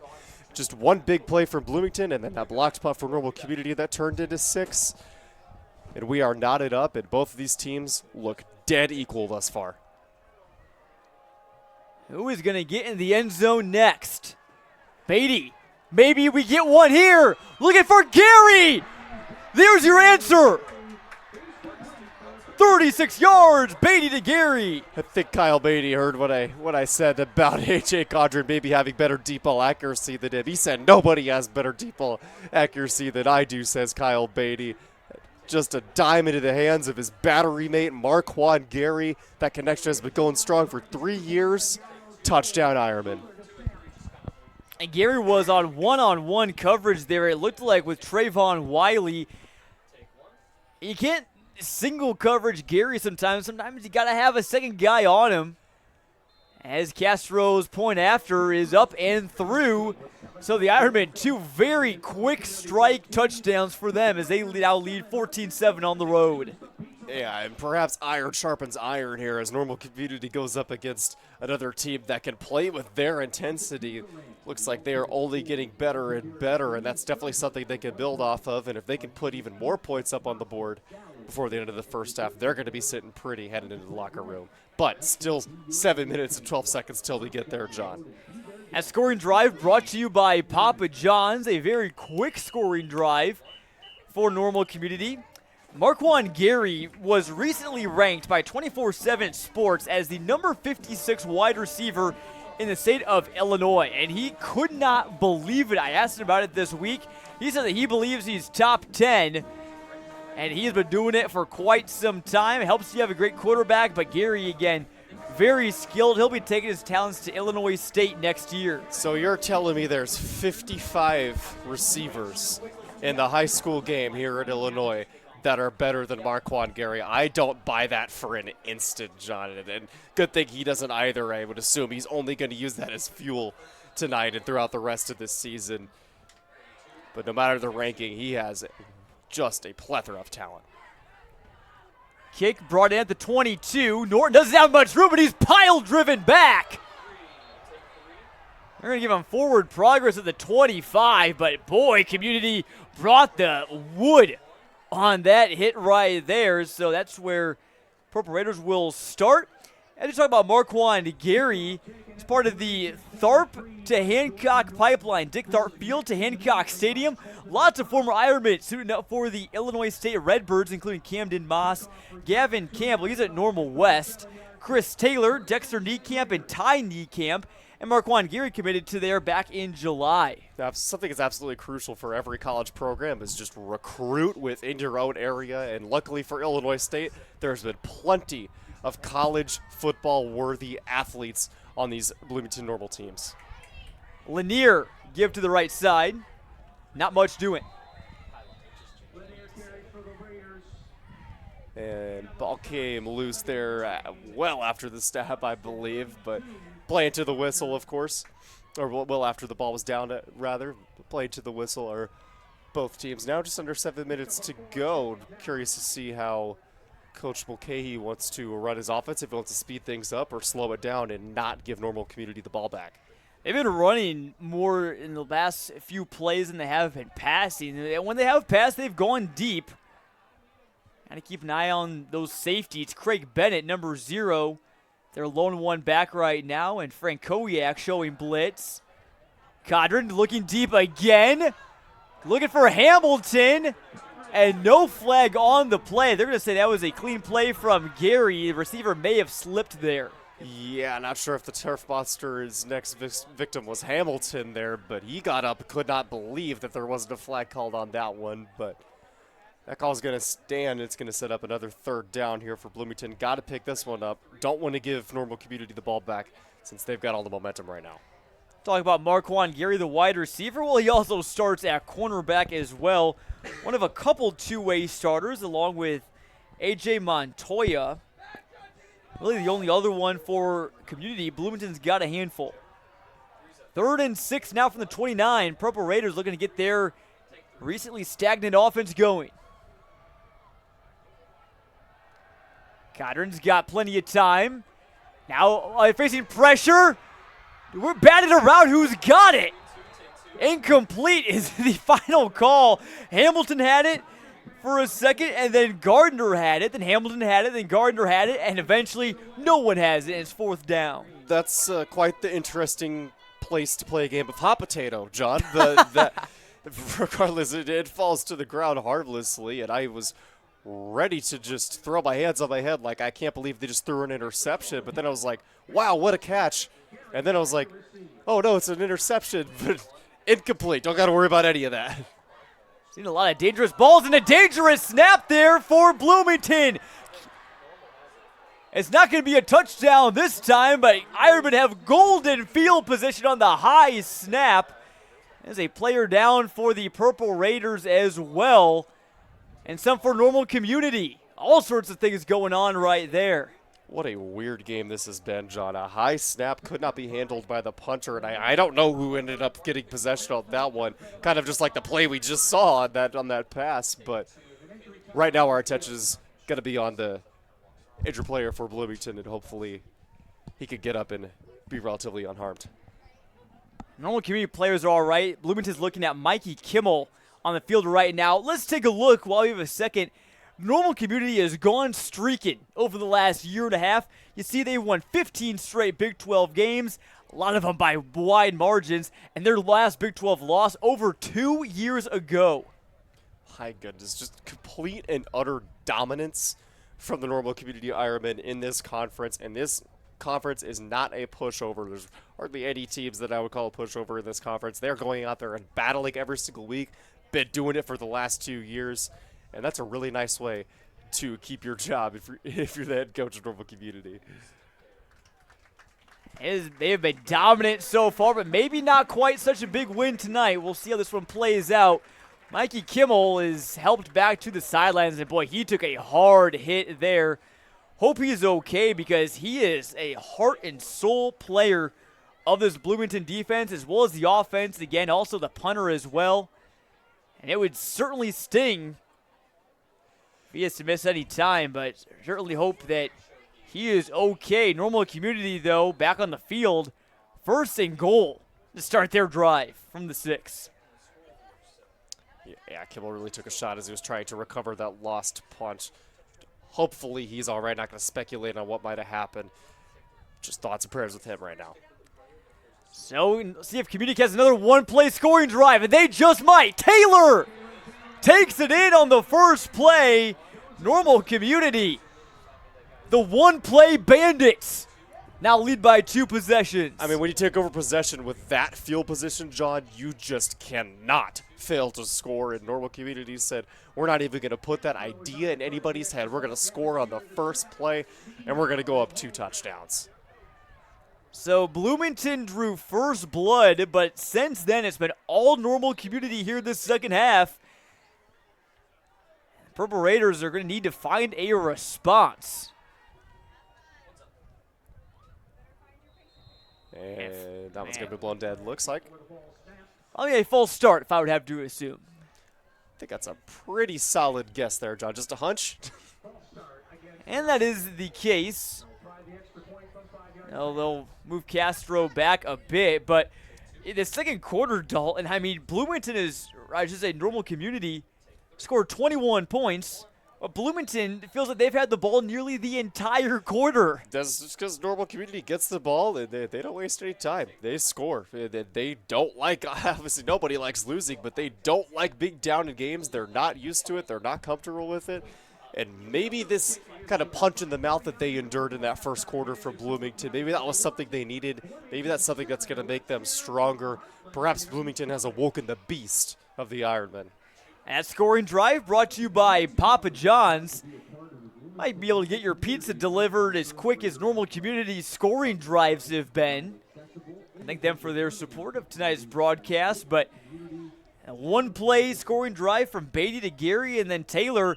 Nice stiff arm there, too. Again, you just can't bring him down on first contact. That's what we've seen tonight from him. It seems like whenever Taylor has even a lick of space, he's picking up 5, 6, 7+ yards. And it doesn't matter, even if he doesn't have space, to be honest with you, because he has broken countless tackles already just in the first half of this game. And now if you're Bloomington, well, it goes back to the age-old question, how do you respond? You cannot just lay down and take a beating from this Ironman offense. You got to go out there and get some points up on the board. You don't want the Ironman to take all the momentum with them into the locker room. That's a great point, Dalton. You know, we talked about punch, counter punch. Bloomington needs that counter punch now. It's a deep kick. Norton with the return. He's not going to go much of anywhere. Community special teams come into play tonight, as Frankowiak and Murphy Brennan were there to stop him. Yep, not good field position here for the Purple Raiders, but luckily for them, they do have 5 minutes and 42 seconds to go. Roughly 80, 85 yards. Won't be easy, but maybe one of those patented passes over the top to Jordan Norton or Carter Tyndall for the arm of A.J. Codron. Wouldn't surprise me here, but got to string something together, got to put some points up on the board before half. Got to start getting some good chunks on the ground as well. Lanier is seeing some holes open up, but the community front 7 has been menacing tonight. I'll give it off to Lanier again. And again, not much doing there on that run over to the right side. Hit the nail right on the head, John. Menacing. They're not letting Lanier get any space whatsoever. And Lanier's had a little bit of space here and there, but just consistently, Normal Community has been in there, not letting him get anywhere. Colton LeCompte, the linebacker, making that tackle. He's a new starter for this Normal Community defense that I asked Jason Drangwood, who's been a guy that stepped up the most on that unit, and he listed nearly almost every starter on that defense. It's been a high-performing unit thus far. Screen pass going to Lanier. He's got some blocks. He's got some space. He's got a first down. Out across the 30-yard line, a pickup of 16. Tell you what, John, I love the play call there from Coach Mulcahy. I believe first screen pass we've seen this game. Lanier hasn't had space up the middle, so just set him on a quick little screen with some blockers out in front of him, get him that much needed space, and get a big, big pickup for a fresh set of downs. Now just under 5 to go. Lanier's been an effective receiver this year. That's his 9th catch. He's now got 140 yards receiving, along with a pair of touchdowns. Last week, Lanier was very efficient on the ground. 7 rushes, 145 yards. It's over $20 a pop for those of you keeping count at home. That ain't bad. And 3 touchdowns. Arion Jones in motion. He gets the call here. Burst out of a cannon. There goes Jones. There's those big rushing plays on the ground. And something really important here, John, is they're stringing them together. They're not just having one big play followed by 3, stops right at the line of scrimmage or 1 or 2 yard pickups. They're stringing them together, keeping the Normal Community defense on their heels. And now with 4 minutes to go, Bloomington has really got their offense rolling. As of now, just got to keep it going as they are officially into enemy territory for the first time in a while. Now Mulcahy, Jones was running off the field. Mulcahy told him to get back on the field. He said, I want you back out there. Cedric Gassaway comes off. 4 wide receivers here for Cotter, and we'll see if they pass on first down. There goes Jones in motion, but this one goes to Lanier, and not much doing there. And Bloomington's offensive line hasn't been able to get those key blocks like they've normally been able to. Yeah, I believe that was Montoya again, coming off the end. We've said his name a few times. I feel like we might have not said his name enough. He is such a dynamic player, and he's really been a key contributor to the Normal Community defense, not really allowing any of those inside runs or halfback dives to go anywhere thus far. Montoya and Lanier are key players to watch coming into tonight. They've met a couple times here on the field so far. 2nd and 9, Cadron dropping back. Now under pressure, going deep. And it's just too high. Looks like you may have been going for Tyndall right there.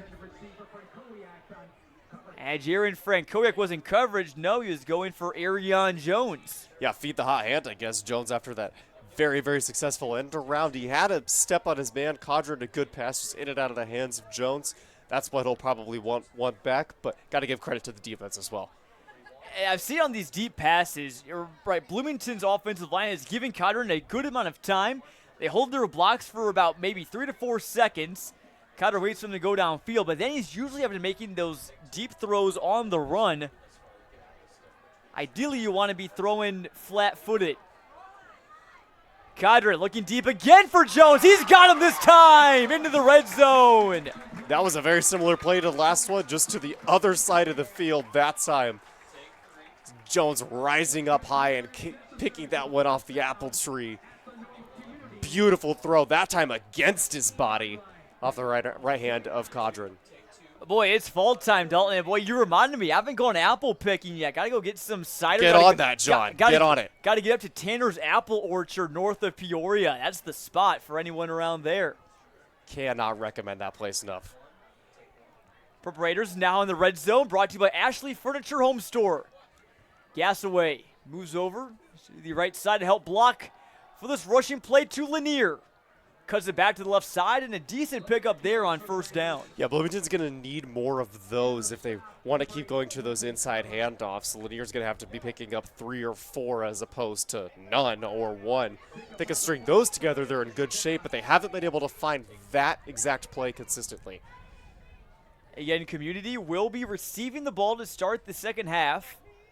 So Bloomington would, an ideal situation, like to maybe run as much time off the clock as possible, especially with the Ironman's tradition of one-play scoring drives tonight. Lanier running right this time. Bulls forward, another decent gain up to about the 10. He's awfully close to the sticks. Yeah, this is almost for sure going to be 4-down territory, so Gonna call it 3rd and short, 3rd and 1, give or take. And Lanier has decent pickup the last 2 times. I would assume Coach McKay will just hand it right back to him, or maybe they want to run a quick little play action here and send Condren rolling out to his right, maybe look for a touchdown in the corner of the end zone. Lots of options here. Lanier has been an end zone magnet, got 13 touchdowns this year, more than double what he had last year. And he's going to get the first down despite a late push from the Ironman. Yeah, not a lot, but that's enough to get the first down. And that fresh set of downs is key because even if Bloomington can't put points up on the board here, they're not going to give the ball back to Normal Community, or at least if they do, Normal Community won't have enough time to do anything with it, although they might make me eat my words given the way they've been scoring on the first play of every drive, John. But we shall see. That would be wild. It's not on my bingo card, but we will see. Great situation here for Bloomington. We'll see how much time they can take off and how many points they can score. Lanier trying to break out to the right side, and the Ironman set the edge and bring him down. That defense has been swarming tonight. A lot of orange helmets on every Bloomington ball carrier. Yeah, and you had to think that one was coming if you're Normal Community's defense with under a minute to go. Bloomington just inside the 10-yard line and don't have far to go in order to put more points up on the board, so got to leave it all out there now with just 35 seconds to go. Leave it all out there and you can rest at halftime. 30 seconds left. Got to still be mindful of the clock. Want to give yourself enough time to get all the plays you need to. Got to get this one off quick. Cadre facing pressure. Montoya in his grill, going for it all. He's got the touchdown. A beauty of a ball to Keontae Hamilton. Unbelievable, John. Condren rolling out. He just had one very, very pinpoint specific spot that he could drop that football and have it not be intercepted or incomplete, and he put it right there. Of course he did. Hamilton with a nice catch and a nice job to stay in bounds, and a big, big touchdown as Bloomington will only go into the locker room down 1 score now, which is huge the way Normal Community's been playing. I'll see you at this PAT is from Brosh Dakey, and he had 12 of them last week. That one is also good. He's 28 of 31 on those for the season, and a picture-perfect end of the drive. And boy, you said it. What a ball from Condren to Hamilton. I thought it was going to be out of bounds when I first saw it leave his hand. That's what it looked like, and I've sounded like a broken record, but again, just right into the breadbasket, and Condren just really, really improved on exactly that over the course of his career as a Bloomington Purple Raider, and that was one of the bigger touchdowns that Bloomington's had this season, as they will convene here at the sidelines and just try to stop Normal Community from scoring with the 15 seconds that Normal Community will have on this final drive of the first half. And that scoring drive was brought to you again by Papa John's. So 21-14, we said, defense has been king in this game, but overall, I think both offensive have got to be overall not too upset with how they've played, how many points they've put up. It's going to be kind of that happy medium game. That not going to be a track meet, but not going to be a rock fight either. Yeah, not a track meet, not a rock fight, but it is a good football game, John, and that's what everybody was expecting to see when they came out here to Fred Carlton Field tonight, and that's exactly what we wanted to see from the broadcasting standpoint, of course. It been no lack of exciting plays, maybe not as high scoring as I thought it would be, but no lack of exciting plays, and we could really see the second half going to either team, that's for sure. Wind blew the ball off the tee for Dedekian, so he'll now enlist the help of a holder for this kickoff.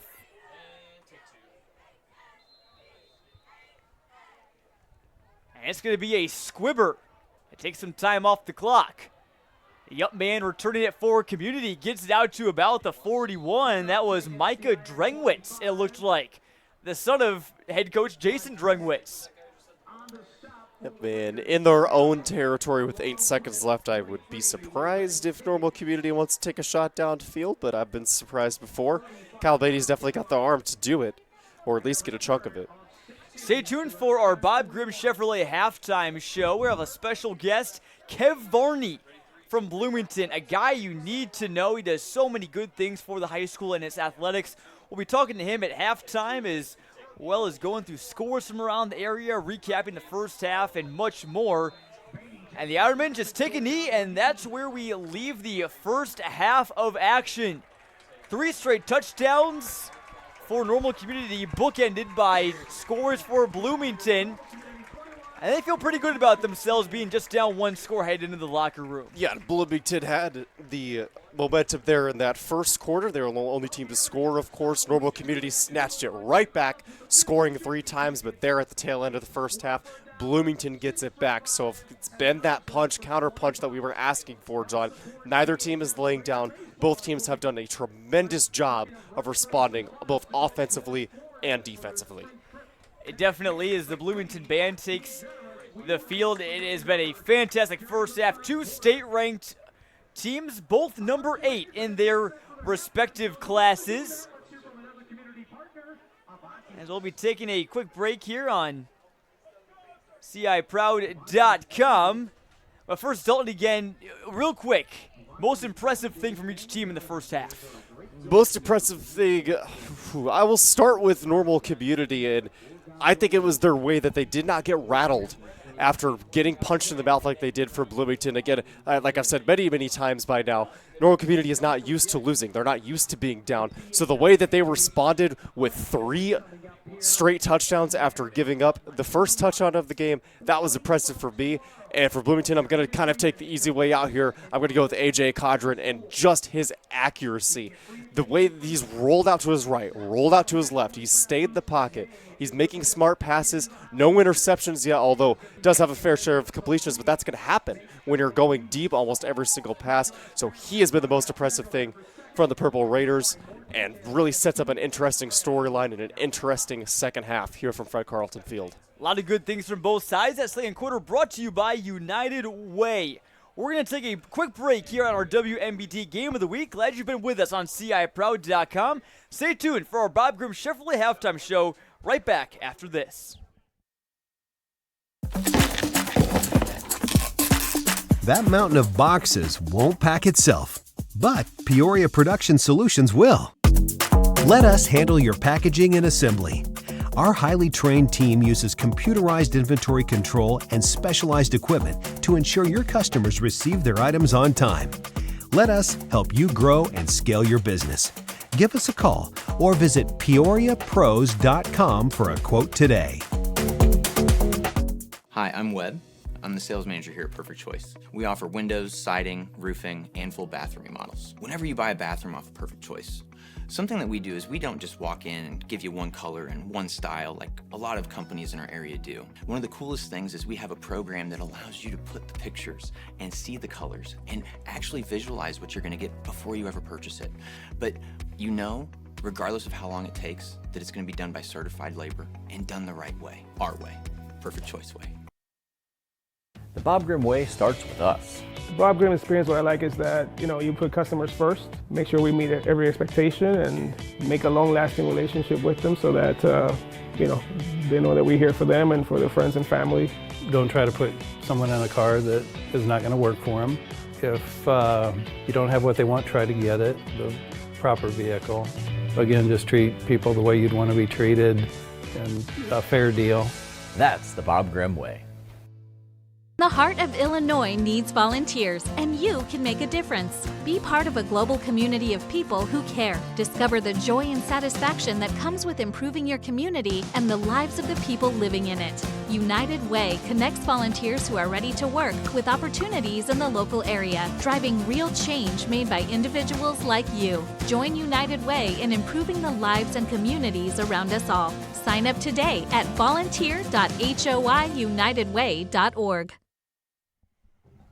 And welcome back to Fred Carlton Field here in Bloomington. The Normal Community Ironmen lead the Bloomington Purple Raiders 21-14 here at the half as their 140-member marching band, I believe I just heard, taking the field now, as we're also joined by Kev Varney, the Bloomington PA announcer, historian, statistician. Kev, you do it all for the Purple Raiders. You know, us in media, we know what you do, but maybe tell people at home what you all do here for Bloomington High School. Well, quite honestly, I'm basically what you consider a ombudsman, if you may. I'm a type of guy that started just doing PA work. I also did statistic work. Then I got to thinking, hey, wait a minute. There needs to be a lot more delving into the history. So we've been doing a lot of day-to-day history that has been being brought up all the way back to 1890. Not to mention, too, that we're also trying to do the school records with hopefully being done by the year 2030. That is quite the task right there. And what you mentioned, again, we're able to have so many good historical nuggets every time that Bloomington plays because of your work. We noted tonight the first matchup back in 1897. I don't even know who was in office back then, but Kev, I've got to ask you, when you were in school, were you a big history guy at all? Absolutely. That's part of the reason why. And I will say that when you have a history like this that's going back, I can't just say I've done it alone. Tony Soper did the school records originally in 1999 after his son Clint had a heck of a run, standout year. He later went on and played in the Ivy League. But I will say this, that we're building on his work and trying to do that for every sport here. So a lot of schools around here don't realize that, hey, guys like you need this kind of help, and that's where we're going to it. And I should say this, too. Every day on Facebook and Instagram and Twitter, we're out there with BHS Athletic History. Definitely. That leads greatly into my next question. Every day I see posts from on this day in BHS athletic history. What do the archives kind of look like? Because I'm sure all this information has to be stored somewhere. Where is all of this stuff stored, and how do you organize all of it? It's on my laptop at home. Number one, I use a spreadsheet, one spreadsheet for every month, and every day has its own tab. And I start at the current and work my way backwards, what they call reverse chronologic history. Sure. And that's how I've been able to keep up. And I keep in contact with our coaches on a daily basis to make sure that we have everything out there so we can do the Raiderville scoreboard every night at 10 o'clock and to feed you details for your roundup that goes out later that night the next morning. So we're looking in sources, we're staying on our coaches, and that's one of the reasons why we're doing this. Definitely. Well, Kev, your help is obviously so greatly appreciated. Again, our nightly roundups, scores and stats from every game, every sport across the area, each night on CSM Overtime. Can subscribe today and get access to all of our written content. Got lots of features, news, power rankings, photos, so much all there. Go ahead and give it a try today if you have not already. But Kev, obviously, we appreciate everything that you do. Obviously, you've been around Bloomington for so long. Maybe maybe some favorite players, favorite memories that you've had at this school throughout your time here? Well, I will say this. I've only been here since about 2007. Both my son and my daughter went through here. My son played football, later coached. My daughter was a bowler. In fact, she's the only BHS bowler to bowl in college on scholarship. Wow. That's the only one. And I will say that in terms of football, some of the favorites that I have seen, Tyler Dicken along with Justin Brooks, who graduated with my son in 11. Don't forget, too, Darylyn Dunn, who also played here in 08. He was part of the first game I announced here back in 2008 on the varsity level. I've also seen other people. Jake Romani was a tremendous quarterback, played at St. Ambrose. And I can go on forever, and I even say this, the Wealth of brothers, too. Both Jack and Austin. Jack now playing at Sherman State. Yeah, definitely. A lot of great players and athletes, memories. And Kev Varney, folks, keeps track of all of it. I tell people that if every high school in Central Illinois had a Kev Varney, life would be so much easier and so much better. Kev, you do a great job getting all the athletes, accomplishments, and recognitions out there as well. We certainly appreciate everything you do for Bloomington and also for us as well. So thanks for coming by here in the booth. No problem. I'd love to see you guys eventually branch into McLean County. We have not had this kind of coverage since about 2009. If we can get you guys to have a presence here on a regular basis, that would be really great. Well, we're certainly working on it again, obviously trying to get more here in the Twin Cities as well. And games like this make it easy to come down as well. Again, Kev Varney here from Bloomington High School. Again, you can find him on Facebook, Twitter, Instagram, BHS Athletic History, if I'm not mistaken. But we will take a quick break here again in our WMBD Game of the Week. Stay tuned as we continue our Bob Grimm Chevrolet Halftime Show right after this.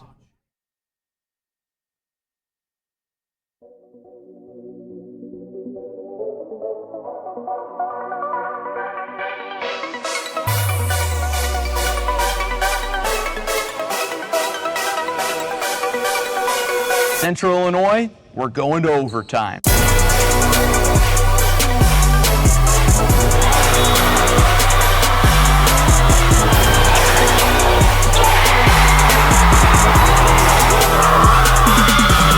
After 4 years of preps coverage in Central Illinois, Clutch Sports Media is ready for a new era. CSM Overtime. What is CSM Overtime? We're going beyond the broadcast to give you in-depth coverage of your teams, Your stories. Your stats and standings. your highlights and action shots.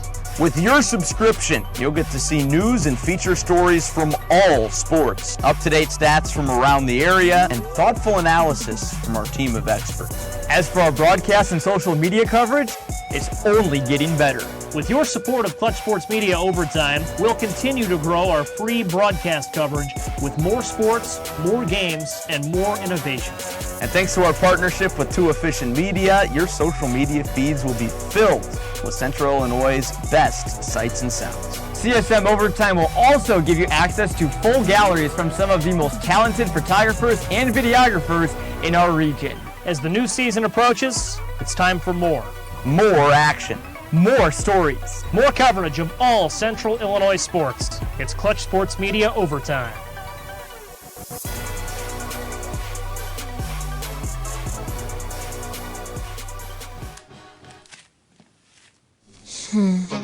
Life happens. With Ashley's all-new high-performance furniture, you can relax. It's life-resistant. From messes and mishaps to snacks and spills, these pieces are easy to clean and durable. Plus, some styles feature machine washable covers. So bring on the mess with a little less stress and discover high-performance furniture at Ashley. At Papa John's, we start with better. Like taking marinated oven-roasted chicken and tossing it in our hot lemon pepper sauce.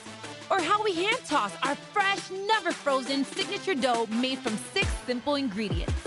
And now our dough can save you dough when you order from the Papa Pairings menu. Get 2 or more Papa Pairings favorites for just $6.99 each. Better ingredients, better pizza, Papa John's. Order now on the app. Your foundation could be closer to collapsing than you realize, leaving you displaced from your home and with costly repairs. Force Basements are your foundation experts, providing all solutions for your foundation. We offer several repair options to prevent a collapse and rebuild services if it has collapsed. When picking a foundation expert, it's important they offer both repairs and rebuilds. You're not a foundation expert if you can't rebuild one. Call 309-834-17... Passionate. Focused. Strong. Qualities that you look for in a great athlete. And also a great lawyer. At Strong Law Offices, injury law is at the heart of what we do. Our team is on your side. When the game is on the line, let us tackle your claim. Michael's Italian Feast, home of the best subs, pizza bread, grilled cheese, and Italian beef fry. The best pile-high subs and hot sandwiches in Central Illinois. And no one has better homemade, always fresh from the oven bread. Michael's Italian Feast. From the very beginning, she was my support, my cheerleader, always giving me the best she could. Now it's my time to find the best for her. And that started with a call to Shannon Fauner, Sunflower Real Estate Group. Their lifestyle transition experts became part of our family, working with us to find the right fit for Mom, making sure she was ready, and getting her excited for her new home. Shannon Fauner, Sunflower Real Estate Group, the key piece to your puzzle. Join us on November 1st for Easter Seal's Central Illinois Tribute Dinner, Don't Stop Believing, a night all about the kids, honoring Mark and Jody Scott, who ensure kids are 100% included and empowered. Reserve your spot at eastersealsci.com. And welcome back to Bloomington High School. Again, normal community in Bloomington, a crosstown state-ranked battle here between the two, and Dalton Ironman lead 21-14. We saw quick strikes, we saw blocked punts, we saw beautiful passes. can't wait for the second half. I wish this game would never end. Yeah, I absolutely echo that sentiment. It's been some really good football. Both teams have made mistakes, but of course that's pretty much inevitable when you get to the highest level of football. You're going to force your opponent to make some mistakes, but neither team has really panicked. And overall, that is what, pardon me, that is what has led to the score being so tight, being a one-score game. I don't think anybody who pays any attention to Central Illinois football is shocked that this one has been close thus far. Definitely not. And we're going to look at some scores here in just a second, but real quick, maybe what's the key? What do you think that both teams maybe are talking about here in the locker room? Well, Bloomington, especially on the offensive side of the ball, Bloomington's going to need to figure out one of two things. They're going to have to figure out how to get more yards on the ground, specifically with those inside handoffs with Rob Lanier, or they're going to have to be more accurate with their deep throws. And that's definitely not harping on QB1 A.J. Condren. He's been fantastic, but a lot of his throws have fallen incomplete due to very, very good and tough Normal Community defense. So their offense is just going to flow a lot better if they could figure out how to do one of those two things. And for Normal Community, keep the foot all the way, pedal to the metal, foot on the gas. You scored 3 touchdowns in that second quarter after being punched in the mouth in the first quarter by the Purple Raiders. So the offense has to keep going. You know, as they say, the best defense is twice as much offense, John. Definitely. Let's take a look at some scores from around the area, the ones that were readily available. St. Joseph Ogden leads Bloomington Central Catholic again. Teddy Ball and Wesley Stomball, as well with a special guest, Dan Brady, who I heard is running for mayor of Bloomington. News on the to me. call in that game. Again, you can listen to that on ClutchSportsIL.com. In Central State 8 action, look at this result. UI 26-7 over Chatham-Glenwood. Glenwood's a state-ranked team coming into tonight, and US coming off a tough loss to Rochester. And UI's going to finish the year 7-2, John. You heard it here first. That's a big one to keep an eye on. Also in crosstown action, Normal West playing at home tonight. They got a non-conference game out of a team from Aurora, Waubonsee Valley, and they lead 14-0 right now. Wildcats trying to get to 4-2. And the big Mid-Illini game to watch, how about this? Pekin Dragons up by 2 possessions over Metamora, 21-8. Yeah, and Pekin is dragging that awesome offense all over Metamora right now. Really keeping the pressure all over the Redbirds, and that was a Mid-Illini game that really could go either way. Got about 2 minutes or so left here before the second half kicks off. Again, a little bit of a rundown of the scoring plays in case you're just tuning in, and in case maybe others aren't.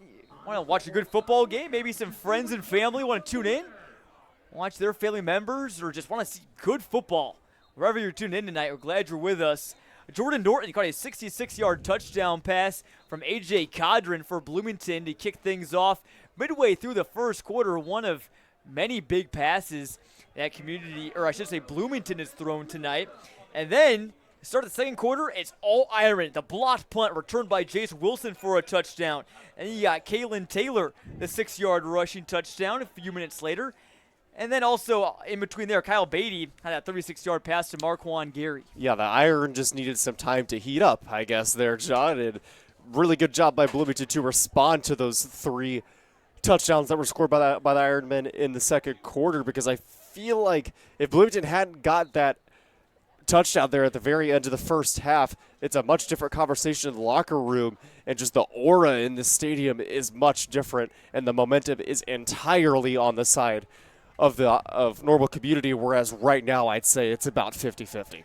Definitely, and you look at other scores in the area that are just coming in now. Washington leads East Peoria 21-6 in the second quarter. Dunlap up 36-0 over Canton right now. Dunlap is rolling through the lesser part of their schedule right now. Fieldcrest down 14-0 against Fisher. Knights looking for their second win of the season. EPG, a big result right now. They lead Shelbyville 21-14. Dalton, I got to be honest, in our CSM Pick'em on CSM Overtime, I picked Shelbyville as well as most of the other people in our contingent. Yep, I picked Shelbyville as well, and EPG looks like they might go out there and prove everybody wrong, and that would be a huge win for them because lots of people are predicting Shelbyville to just kind of run away with the conference, but EPG saying not so fast. A lot of teams could win that Heart of It Central Illinois large title. Illini Prairie Conference action. Paxton Buckley Loda up 22-zip on Prairie Central right now. Panthers looking to get to 6-0. And Eureka up 28-zip on Ridgeview Lexington for our Peoria area viewers. Stark County leads Rova Williamsfield 35-6. Again, Dalton, look at all those scores. Some good games, some close ones as well, but look at all those and say, boy, we picked a good one to be at tonight. Yes, we did, and we have just been on an absolute heater, picking good games to go to, and this one, talked about it all broadcast long, the magnitude of this game. We're not going to take credit for it. Give credit to the players in these teams. Give credit to Marquand Gary, who has got to see him. A long kick return, and he's still going out near the 20.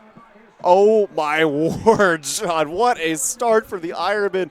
They said, we started the first half slow, not going to start the second half slow. What a return from the ISU commit. Marquand Gary, a returning player for Normal Community, but there was, again, some uncertainty for the Ironmen coming into the year. Jason Drengwitz said, you got to have your returning starters play better. I think Marquand Gary's done that. Some other guys, too. And some guys that maybe didn't start last year. Got to have them step up if you want to be at a high level. And I think so far, so good for community. They've been plugging gaps and returning talent. Yeah, especially on that defense. I believe it was 8 new starters starting for the Ironmen this year on the defensive side of the ball, which is a question that has been answered. Here's a give to Kalen Taylor. Could it be another one-play scoring drive? I think he may have been in. He knocked over the pylon. No, he's knocked out inside the 1. Nearly their third touchdown on the first play of the drive for community. And I'm not even sure why I'm surprised at this point. John Taylor getting to the outside. As soon as I saw him get that burst of speed, I knew he had a chance. And Taylor gets stuffed right there. A nice tackle from Lorenz Higgins, the Normal West transfer. And Higgins doing what nobody has been able to do, and that's stop Taylor without him getting a couple extra yards. Very, very solid defense. Still going to be hard to keep the Ironmen out of the end zone here, John. 2nd and goal from inside the 1. Beatty keeps it. He's going down, and is the big dog, J.J. Robinson. Big dog is exactly what Coach Flaquet called him before the game, and he is showing some bark and some bite there, just blowing up Kyle Beatty in the backfield. Team high 7.5 sacks now for Robinson. It's more than 1 per game. They say he's one of the funniest players on the team. He's got a laugh that makes you laugh. It's kind of a contagious laughter kind of guy, but been no funny business on the field for him this year. His senior year has been a breakout one, but for sure. And no funny business from the Purple Raider defense after giving up that huge return and that huge first play of the second half. Stop here would be crucial. Beatty is going to keep it. He's going to get wrapped up. And it's going to bring up a 4th and goal as Trayvon Wiley, the safety, brought him down at the 2. And another question arises here for Normal Community. I mean, this is a chip shot for Castro, one of the best kickers. I'll just say it, the best kicker in the area in Castro. But they only need 2 yards here after being stood up on the last 3 plays. I don't know what you do here, John. Looks like the offense is staying out of the field, though. And they bring in Montoya, the big defensive end / fullback / tight end / linebacker. Gavin Sheeler, the tight end, in the block as well. Give to Taylor, and the play is blown dead. If this is on the Ironmen, Dalton, it could cause them to reconsider. Yeah, I think that one might be a false start on the Ironmen. Waiting just a second here. It's encroachment against Bloomington. That's huge, John. That's going to give them a first down. Or no, it'll be still 4th. They'll just push them up right towards the goal line. That's right, yes. Encroachment. Not a personal foul. It'll be, well, it was 2 yards, and now it's going to be 1 yard, maybe even less. Ball at the 1. We'll see if Taylor decides to run behind one of his all-conference linemen. And Bloomington is going to get the stop. What a huge stand from their D-line. Hardly any room to spare, and they stopped him on 4 straight plays. And I don't think hardly anybody thought that they were going to keep Normal Community out of the end zone. Their Normal Community's offense has been explosive all night long, and they came out just with an absolute bang with a huge return from Gary, that huge run from Taylor to get them down to the 1. But an incredible defensive stand by the Purple Raiders, and they've got a long way to go. But let's see if defense leads into some points. 98 yards to go. One is a loss of 1, and that's another play that's going to energize this big crowd here at Fred Carlton Field.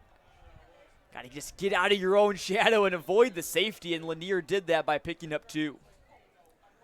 Yeah, I would imagine they probably go back to Lanier here. You don't want to risk Codron being sacked in the backfield, or if you threw an interception, that would be automatic, fantastic field position for Normal Community, so I'd expect them to go to Lanier at least one more time here.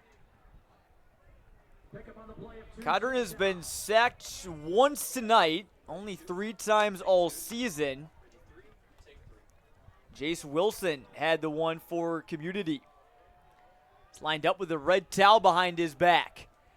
It's a nice give to Cedric Gassaway, who's out across the 5, and if he would have beat one more man, he may have gone 97 yards for a score. Yeah, I like the play call there, going to Gassaway on the outside. Probably not what Normal Community was expecting, but good defensive stop nonetheless to set up 3rd and medium. So 3rd and 5 now from the 7. Bloomington just wanting to keep the chains moving.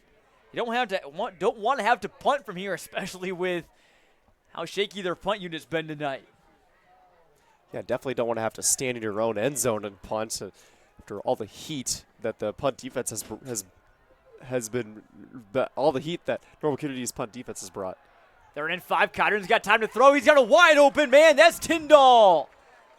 Pickup of 10, and no one was around. They forgot about the junior wideout standing at 6'3". Well, Tyndall is more of kind of an over-the-top deep pass receiver, but that time he'll take 10 yards and a fresh set of downs in a crucial spot there for the Purple Raiders. Community defense probably looking at Keontae Hamilton, Jordan Norton. There's a flag down on that play. I missed that, John. I think I was just holding on Bloomington. And they're walking back, so that pass to Tyndall will be erased. Now Bloomington will have to get creative here again. 3rd and 9 from their own 3. As now Tyndall comes off the field.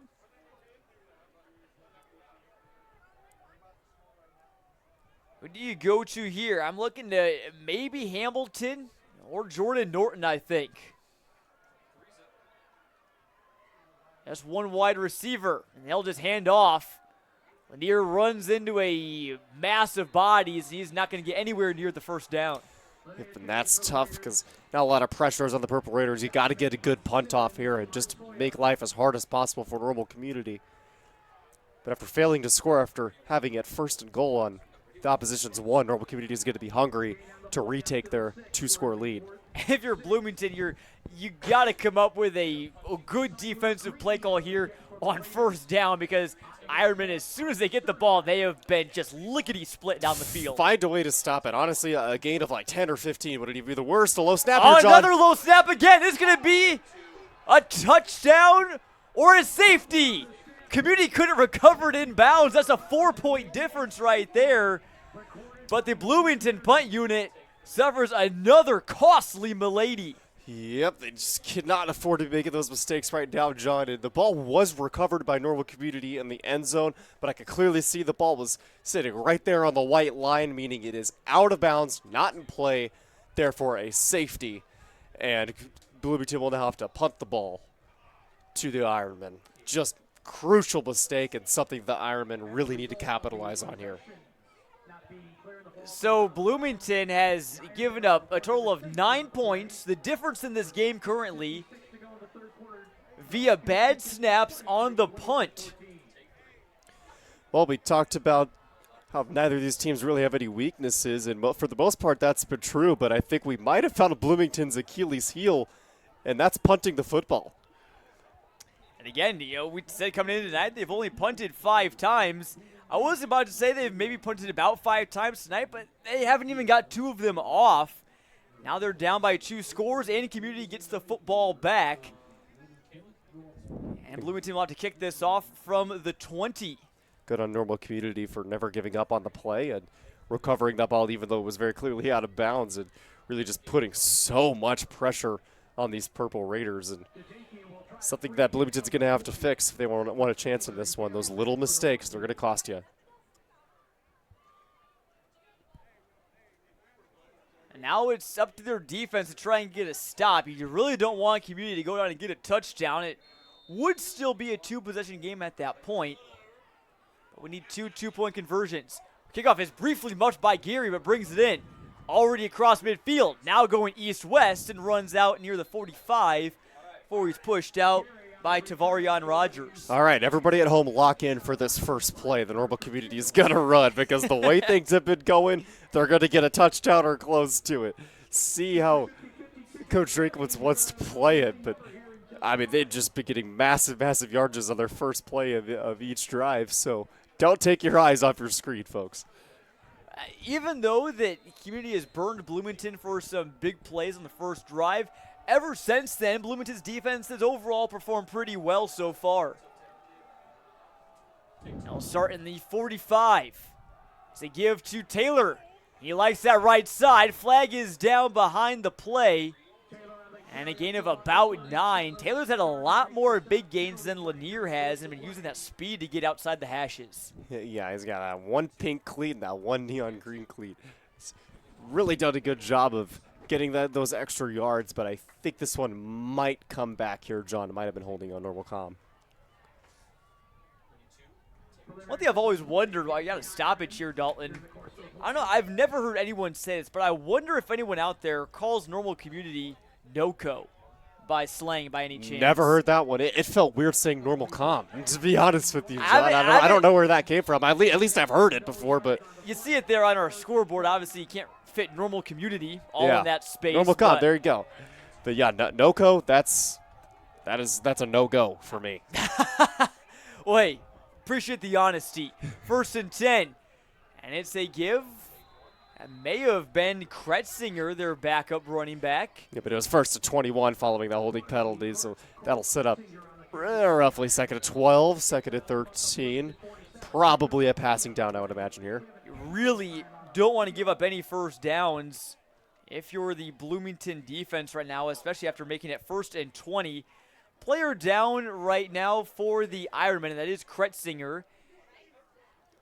While we have a chance, we talked with Bloomington. I got a chance to catch up with a lot of their seniors during the week, and they've been really enjoying this run, especially this senior season, especially Gurveer Singh, one of their offensive and defensive linemen. He says that they've been able to prove a lot of doubters wrong this year. Yeah, this is just an electric feeling when you go out there and you know you have people down and you know you have people who have criticized you in the past. You go out there and you start a football season of 5-0 in this conference. Just really, really good stuff from Singh and Purple Raiders. Again, marquee wins already on the Purple Raiders schedule as Taylor busts it to the outside. He shakes the tackle, but he's not going to get away from Rob Lanier, who throws him down like it's a WWE match. Running back on running back crime. Taylor just, I don't want to say panicked, but he stopped dead in his tracks, reversed field. I don't mind the idea, but Lanier was having none of it. If you're Bloomington, you probably thought for a second, you got to wrap him up there. Oh, nice play from Rob Lanier. That goes as a loss of 5 or 6. It's 3rd and 16 now. Trips left for Beatty. Looking, he's got Gary open for a second. He goes his direction and just went through his hands. Maybe a bit too far to the left. Yeah, I don't know if Gary was going to be able to get away from the purple jerseys surrounding him in order to get a first down there on that one, but Normal Community will have to punt here just barely in their own territory. Or will they? Or will they? And now Beatty goes back, and he probably will punt this one away. So, yeah, Castro, the kicker by trade, but then their punting duties have gone to Beatty, their quarterback so far. Another Aussie-style kick. Was some pressure from Robinson. Goes out of bounds. At about the, they're going to say the 20. Wait, he's walking up. No, the 32. Wasn't quite sure where he was going to spot that one. So yeah, it's a favorable spot there for Bloomington, but better field position than they had starting their last drive. Let's see how they work with it. And looking at Bloomington's game last week against Urbana, I mean, it was just, you said earlier, video game numbers, a score-a-palooza, if you will. 84 points was the most that their program has scored in over 100 years. Brosh Tadakian also got his name on the all-time IHSA leaderboard for most PATs in the game. And this Bloomington High School program is over a century old, so that is just unbelievably impressive that they're still able to set records at this day and age. Only 18 plays from scrimmage. You scored 12 touchdowns, 18 plays from scrimmage. You're scoring almost every other play, given there was interception returns for a touchdown and fumbles returned for a touchdown and kick returns for touchdowns as well. Yeah, they were able to force Urbana to make all those errors on the kickoffs and whatnot, and then that's why they didn't have very many plays from scrimmage, but the plays they did have from scrimmage, they capitalized on. And didn't even have to pass the ball while doing it. Been much tougher tonight, and just like that, Bloomington, I think, held on to the football there, but they probably were doing that last week against Urbana. A much tougher test, clad in orange and white this week. Indeed, yeah, same colors, but just completely different teams. The Normal Community putting up a fight here and has a 2-score lead. After that botched snap, looks like it's going to be 3rd and medium, 3rd and 5 to be exact for the Purple Raiders. Overall, doesn't hurt them a ton, but Bloomington has faced lots of third downs tonight, where they came into tonight 20 of 37. If they want to get back into it, they are going to have to start converting these. Cotter again, it's time to pass. Now faces a rush, and he's in lots of trouble. He's going down for a loss of 17. Witten Carlock, one of the first guys there, their middle linebacker. Just no one open deep for the Purple Raiders, and Cotter started going back. He just kept getting pushed back, never was able to get rid of the football, and now deep into their own territory. Bloomington will have to punt it again. And at this point, do you just say, let's just go for it here, John? I don't know. You can't. They've really had struggles punting the football, so. It's got to get a good snap here, but they will keep the offense on I'm the not field. shocked, honestly. I'm really not. They really have not shown the ability to snap the ball to punt. Cotter running out. He's going to have to just throw this one away. It's not going to be a first down. Gary, an acrobatic leap there to prevent that completion to Keontae Hamilton, and Community gets the ball on the border of the end zone, and wheels have not fallen off for Bloomington by any means, but they're starting to wiggle just a little bit. Yeah, they're bending and bending. They haven't broken yet, and they need a good defensive stand here in order to not break, but yeah, those botched snaps on those punts have really come back to bite them on more than one occasion in a disastrous manner. Normal Community looking to capitalize here. That turnover brought to you by Force Basements. Bloomington has turned the ball over on downs a couple times here tonight. Now knocking on the door of the red zone. It's Kalen Taylor. He's wrapped up. He got clotheslined there by a defender, and David Williams, big number 77, brought him down. Yeah, 6'3", 315-pound junior David Williams said, "You're not breaking my tackle. I'm too big, Mr. Taylor." David Williams, big fella's got a TD this year after a blocked punt. Those were always fun to see. Talk about size. Bloomington's also got Caden Walls, a senior, plays O-line and D-line. That's 5'11", 370. My goodness. Second and long here for the Ironmen. Beatty looking to throw. He's got a man for a pickup of about 4 or 5. Looked like that was number 33, Brady Wolf, his junior tight end. Yeah, I think it might be the first time we've called Wolf's name, but he made a really nice dash out there on the flats. It was the only man open. A nice job by Beatty dumping it off for him to set up 3rd and short. That's something we haven't seen a ton from Bloomington. When they've passed the ball, give them credit. They passed to really pass, pick up some big gains. Normal Community has been content with picking up those 5, 6, 7-yard plays. It's worked out for them so far. Taylor got a first down inside the 10. He is so fast. And talk about working. Taylor has been working all night long. Big first down there as Get a set up first to goal for Normal Community, and then Taylor just continues to get yards after yards after yards. Now just under a minute and a half to go in our third quarter. Believe Taylor is, no official stats by Normal Community, but I believe Taylor has scored a touchdown in every game this season, including tonight. The more we talk about it, the more unbelievable it is that he has no college offers, John. Well, he visited Western Illinois a few weeks ago, and this is going to be another Ironman touchdown. A.J. Montoya, the big fella, carries it in for 6. The Swiss Army knife just coming out of nowhere, taking a handoff and taking it into the end zone.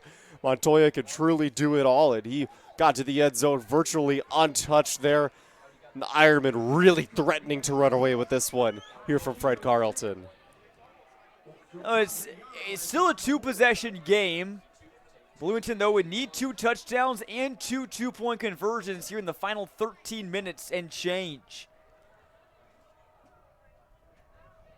Will Castro set to kick this one away. And it is well through the uprights, and it's 30-14, Normal Community. Still got work to do, but they have really dominated these last 2 quarters, Dalton. Yeah, got to just stay strong defensively, and any momentum that Bloomington starts to get, you got to shut it down immediately, because we've seen what happens when the Purple Raiders get momentum on their side. They can string together big play after big play, and then all of a sudden, boop, over the top, A.J. Condren's got a man open, and it's a 50-plus yard touchdown. So Normal Community can't have none of that. They are probably going to be open to playing a little bit conservatively here and let Bloomington take some time off the clock, because the clock is not Bloomington's friend right now. Still got plenty of time. We saw Bloomington, they get in a back-and-forth game with Normal U-High. We're down for a little bit, came back. Although they were only down 1 possession in that game. But we have seen some good flashes from Bloomington again. It's just they haven't been able to get themselves out of 3rd and 4th down situations. And the way their punt unit has gone, it's just unreliable right now. And it's kind of that domino effect. Yeah, and just a few more 3rd down conversions here and there. And I think we're looking at a very different game here tonight, John. Big drive incoming for the Purple Raiders. As the Ironman student section, Iron Invasion, starting to feel pumped up. From the 16, here's Norton, spins away, still on his feet, but only a gain of a few more. And look at the 5, 6 orange helmets just pushing him back. Normal Community just, from the booth, seems very pumped up and excited for this game. Yeah, they've really just, after that slow start, have cranked up the energy, and whatever was said in the halftime locker room definitely worked for Coach Drankford's squad. And now, like I said, needs some big defensive stand here to end the 3rd quarter going into the 4th. I want to shout out Will Castro, that kick right there. Maybe it just seems like a mundane thing. It was just kicking the ball away, but the way he placed it close to the out-of-bounds line, but not out of bounds. Norton's really only chance was to go to the right, and Normal Community just, again, had a host of defenders right there. It makes you wonder if that's something they drew up.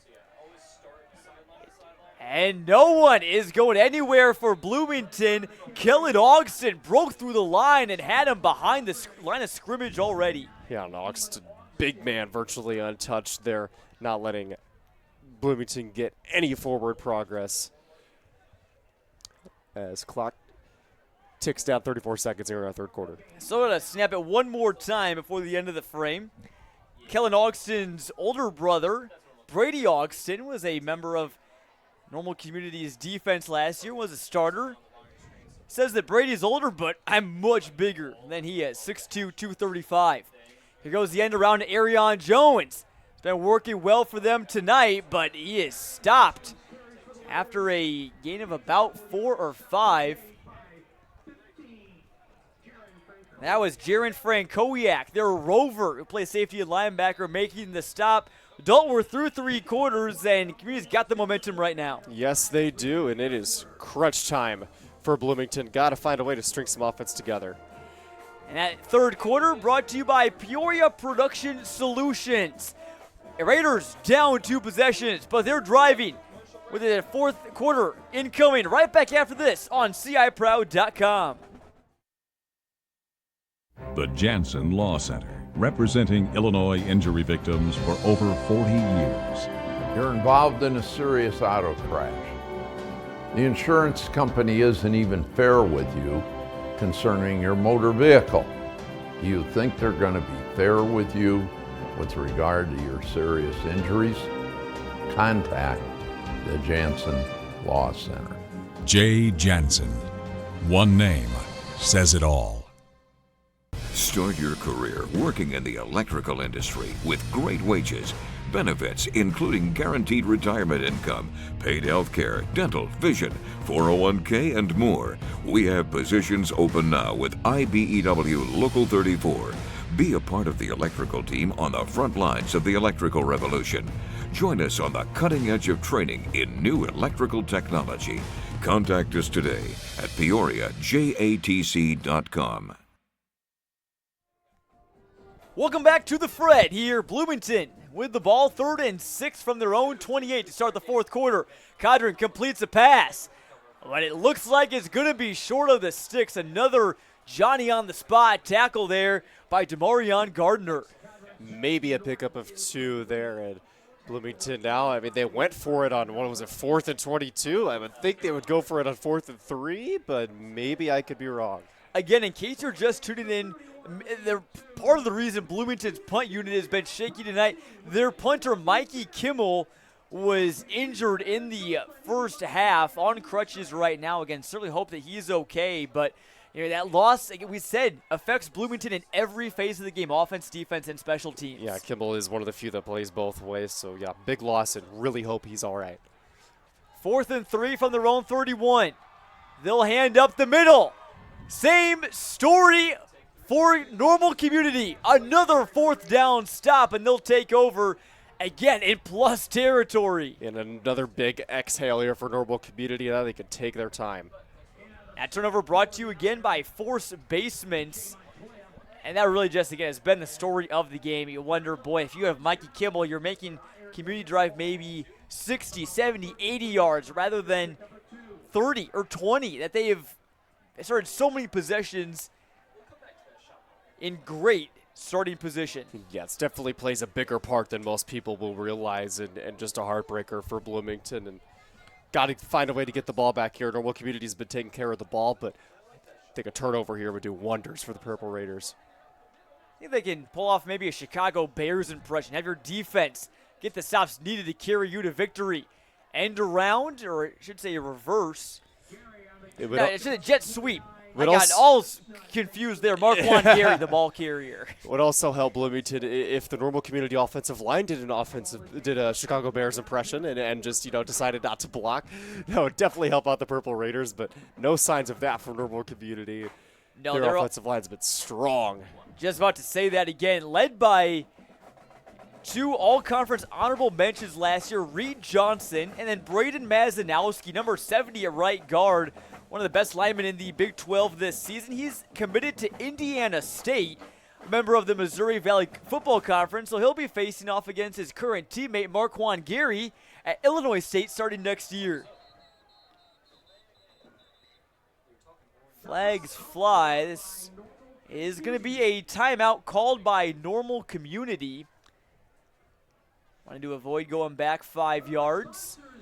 Yeah, don't blame him for taking the timeout here. Just talk it over, talk about how you're going to approach these last 10 minutes and 15 seconds. The clock is your friend here if you're the Ironmen, and a lot of options. Do you want to go for another score, or do you just want to try to run the clock out? Definitely some options, and just the absolute plethora of talent the Normal Community has. It blesses Coach Drinkwitz with those options. Another player for Normal Community on the offensive line that's been big. You see him, number 55, Gabe Nege. Senior sitting at 6'6", and yes, he plays basketball. This is his first year playing football. He's a starting right tackle for the Ironmen. That's shocking. At 6'6", 230, I would have bet all my money he'd been playing all 4 years, but good for him going down and trying something new. Beatty throws a bit of a screen pass and maybe lost yardage there. Bloomington defender right there to make the play. That was Kenyatta Gardner. The first time we've called his name. He did not dress last week, but has been one of the team's leading tacklers this season. Yeah, and overall just one of their better athletes is Gardner. And if he had maybe one more step on that pass, That might have been a pick six and going the other way, but regardless, a really nice play to force the Ironmen to lose yardage. Recognize that play perfectly to Gardner. That would have been huge for the Purple Raiders, but still a 3rd and 8. Beatty has got Gary, his trusted target, on the screen again, and he's tripped up short of the 6. A flag comes flying in from near the 10. It landed at the 23. 13-yard flag toss right there. Put that in the stat sheet, Kev Varney. There you go. It's going to be a hold on Normal Community. How do you accept this one, make it 3rd and 18, or decline it, make it 4th and short? I would probably accept. I think I like my chances on 3rd and 18 versus 4th and short if I'm Bloomington here. I would not doubt Normal Community's odds of getting a few yards. That was actually a spot foul. The hold occurred where Gary went down, so the 10 yards that they move back is from where the spot occurred, so it's 3rd and 12 now from the 35. Good call, partner. But still, you got to like Bloomington's chances here. Their defense has come up so big this season. Forced 13 turnovers, but have not been able to force one tonight.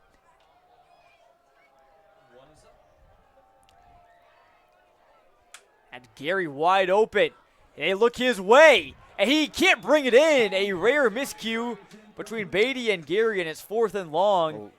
That's big for Bloomington because now it's 4th and long for the Ironmen, and the incomplete pass also stops the clock at just over 9 minutes. Again, you gotta watch that clock. That set of downs took nearly 3 minutes off the clock. 9:11 left to go here in the final frame. Bloomington needing 2 touchdowns and 2 two-point conversions. And Beatty has a chance to pin them deep.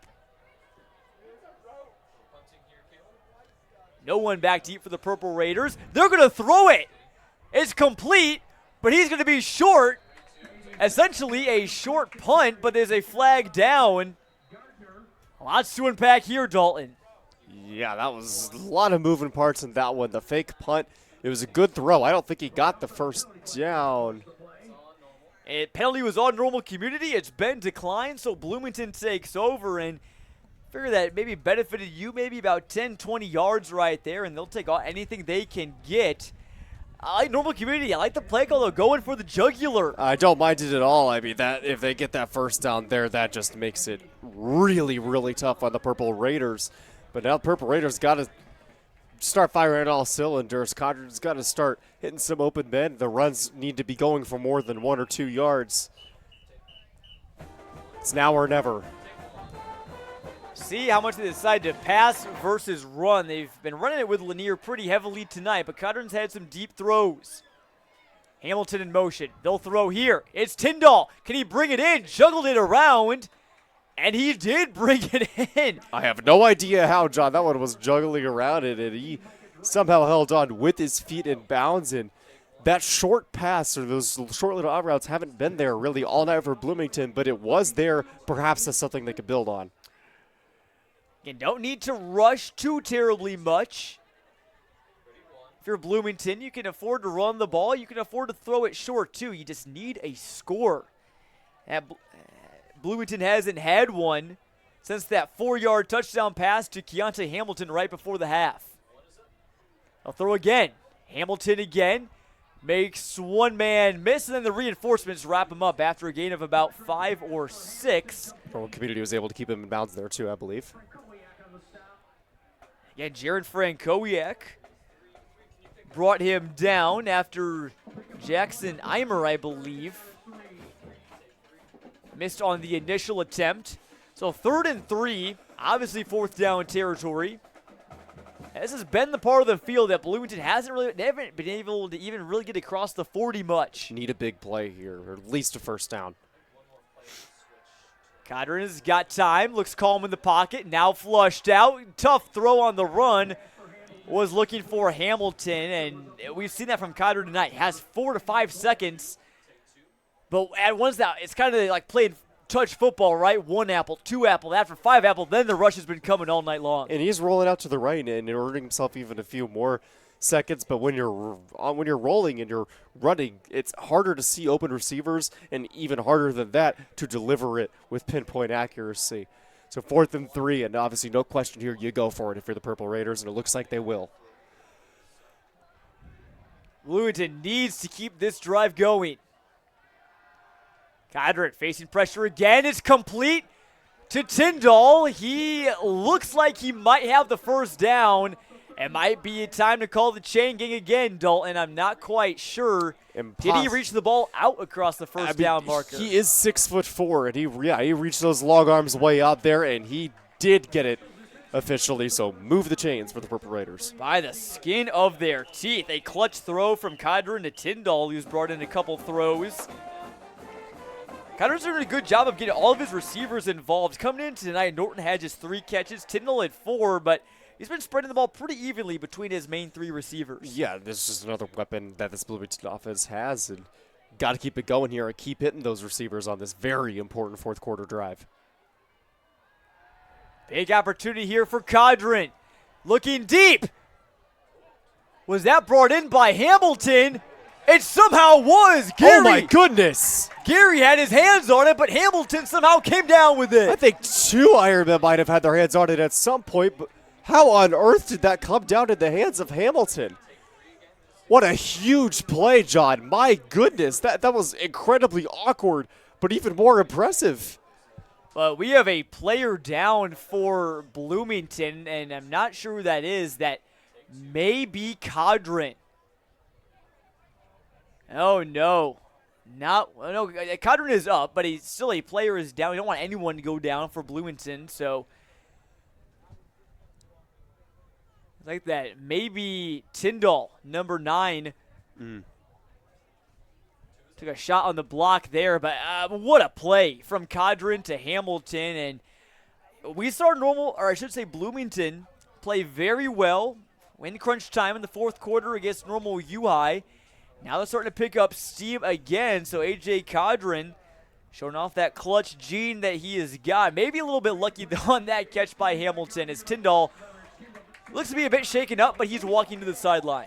Yeah, and what a shame. Tyndall really kind of came into his own here in the fourth quarter, but he is walking off under his own power, hopefully just a temporary stinger, and he'll be all right and can insert himself back into this game. But, yeah, whatever Bloomington had going in that first quarter, they need to channel that again and put together a really, really strong drive here in the back half of the field as they are in enemy territory with 7.5 minutes to go. You said it, John. It's crunch time. Arion Jones will come in for the injured Tyndall. Jamari Sutton, also a junior wideout, into the game as well on this 4 wide receiver set. From the 39. Cotter going screen to Lanier. And he shook 1 tackle there by LeCompte, but only got about 3 yards more. Yep, shook off that one and couldn't really shake off another one. There's too many Ironman defenders there, but regardless, just to keep the chains moving. Any yardage is fine right here for the Purple Raiders. Got to just keep it going, keep the football in your possession as we have another Purple Raider down. And that time it looks like Rob Lanier.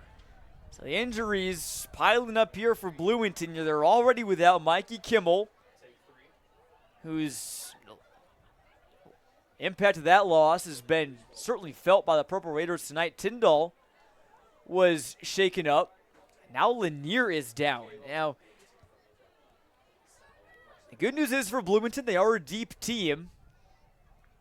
But Lanier has been that workhorse guy for them all night. Caught a couple passes as well.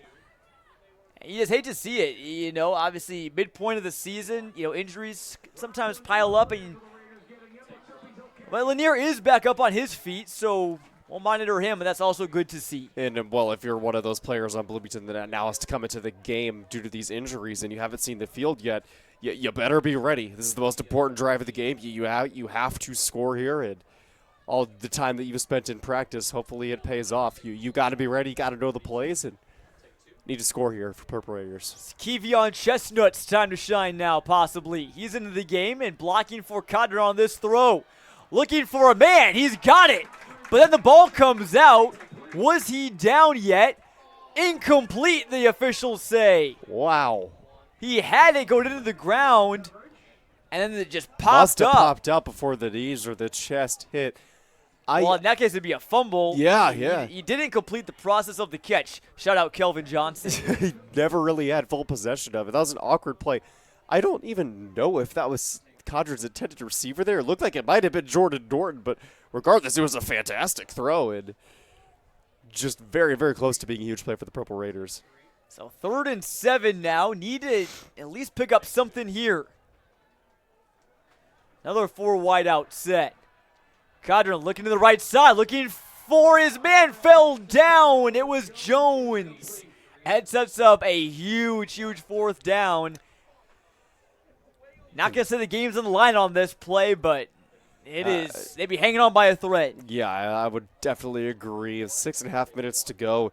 Normal Community is just going to get the ball back and run the clock out, or at least run it down considerably if they do get the ball back here. 4th and 7. Find a way for the Purple Raiders. They're definitely not a team that's going to give up, and they can't do it here. Really, every play on this drive has been a pass. I'm sure they go to it again. Connor looking. He's got some pressure. He's going to be brought down by Aramis Simmons, his 2nd sack of the night. He is pumped up. My goodness, just the exclamation point on a really solid defensive game from the Ironmen, and really all they have to do now, John, is take care of the football.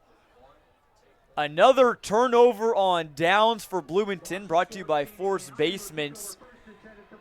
That 4th down percentage coming in tonight was 4 for 11, Dalton. I believe maybe they've only converted maybe 1, maybe 2 here tonight. Don't know off the top of my head, but it's not where the Bloomington coaching staff wants it to be. I can tell you that much, and Normal Community takes over the football once more. Right at midfield. And we'll keep it on the ground with Kalen Taylor. Now Bloomington's front 7 has got to come up big, and that front 7 unit's now dealing without Lanier and without Kimmel. Yeah, Bloomington's really going to have to find a way to scrape by here defensively if they want any chance.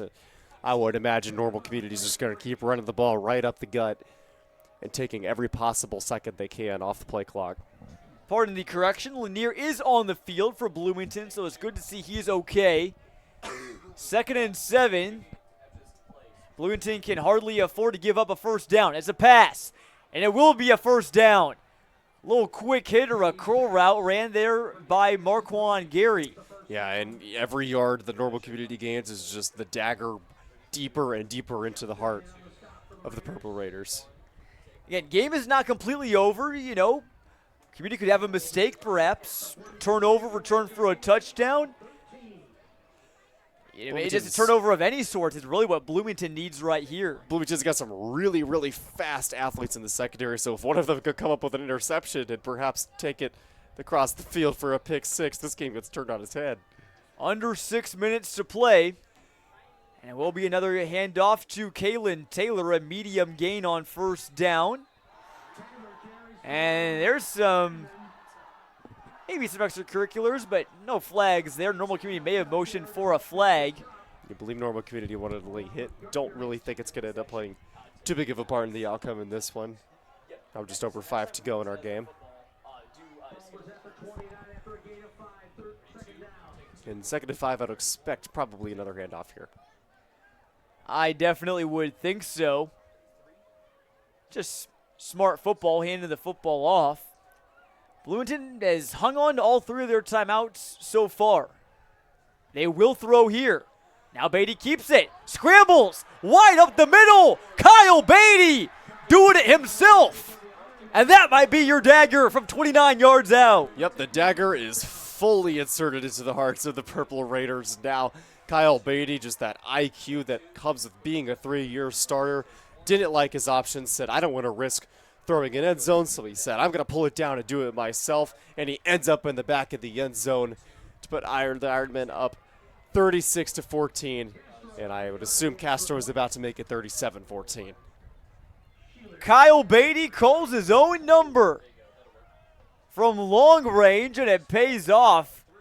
How about the speed he showed off there? He got to the end zone in a jiffy, and Normal Community has blown this game open in a jiffy as well. They have shut out the Purple Raiders here in the second half while adding 2 touchdowns and a safety. It was really felt like anybody's game up until, I would say, the start of this fourth quarter. It's a tough task for Bloomington, but still 4:59 left to see what happens. That scoring drive brought to you by Papa John's.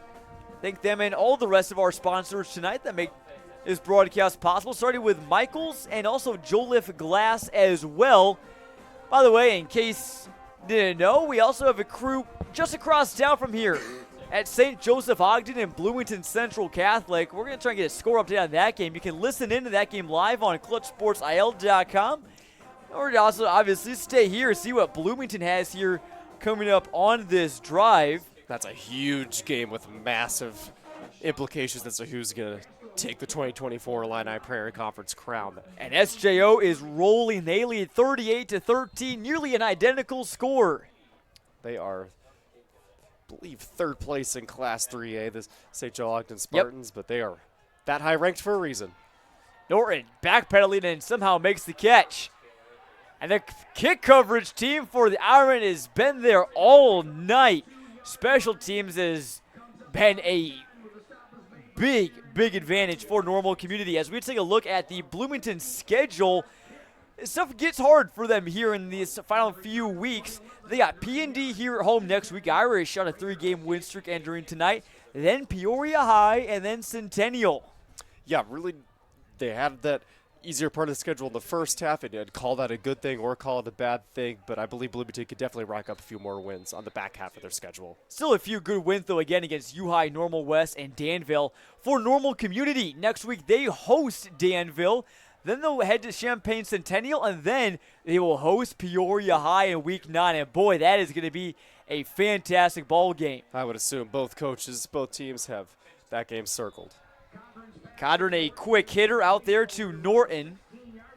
And, you know, obviously with this, if Normal Community can hang on, they have right now, the inside track to the Big 12 title. But, again, it still all could come down into that Week 9 game against Peoria High, assuming the Lions don't falter in between now and then. Right. Both teams just got to stay consistent, but it is, I would say, Normal Community's conference to lose as of right now. An interesting fact, Dalton, again, I was talking with the Ironmen this week, and I heard them say something I didn't expect them to, and they said that they kind of felt like they were the underdogs. I read a story about that earlier today on ClutchSportsIL.com. CSM Overtime, to be exact.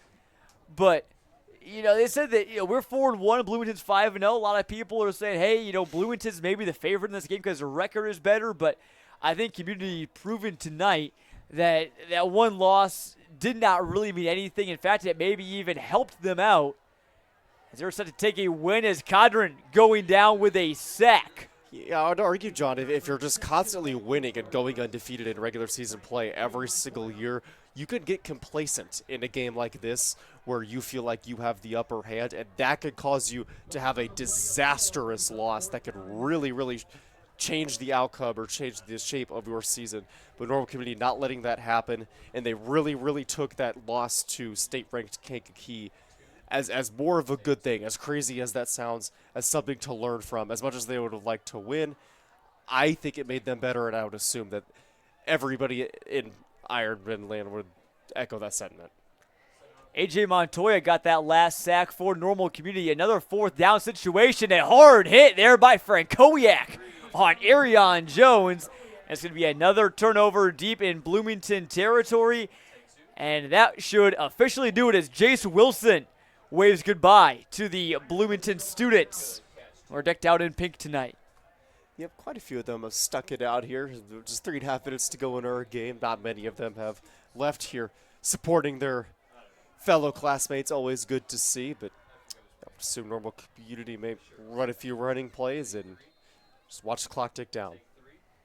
3:32 to go and only 17 yards already starting in the red zone. Again, it's brought to you by Ashley Furniture Home Store.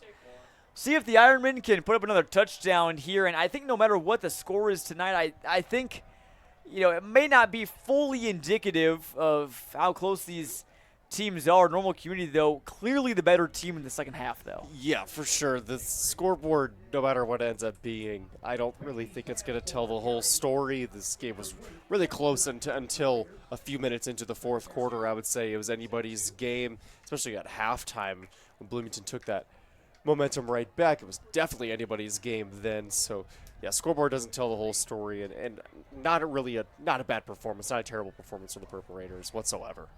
Definitely not. Again, Ironman defense, got to just give them credit. They have been all over the place. They've gotten to Cadron when many teams have not been able to do that this year.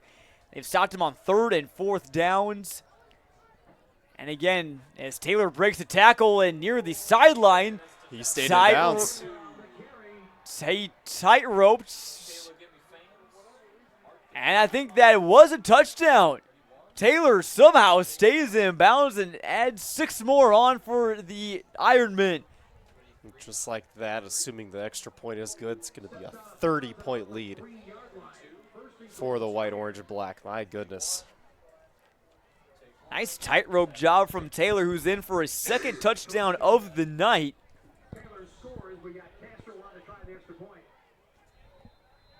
The 3rd rushing touchdown from Community.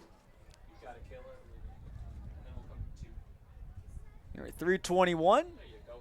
And the PAT by Castro could have reached the street if it wanted to. 30-point lead here for the Ironman, and Kalen Taylor is still getting it done on the ground. Yes, he is. Just not give it up until that final whistle is blown, and Bloomington still has time here to put some more points up on the board, and maybe that could give them some momentum rolling into next week.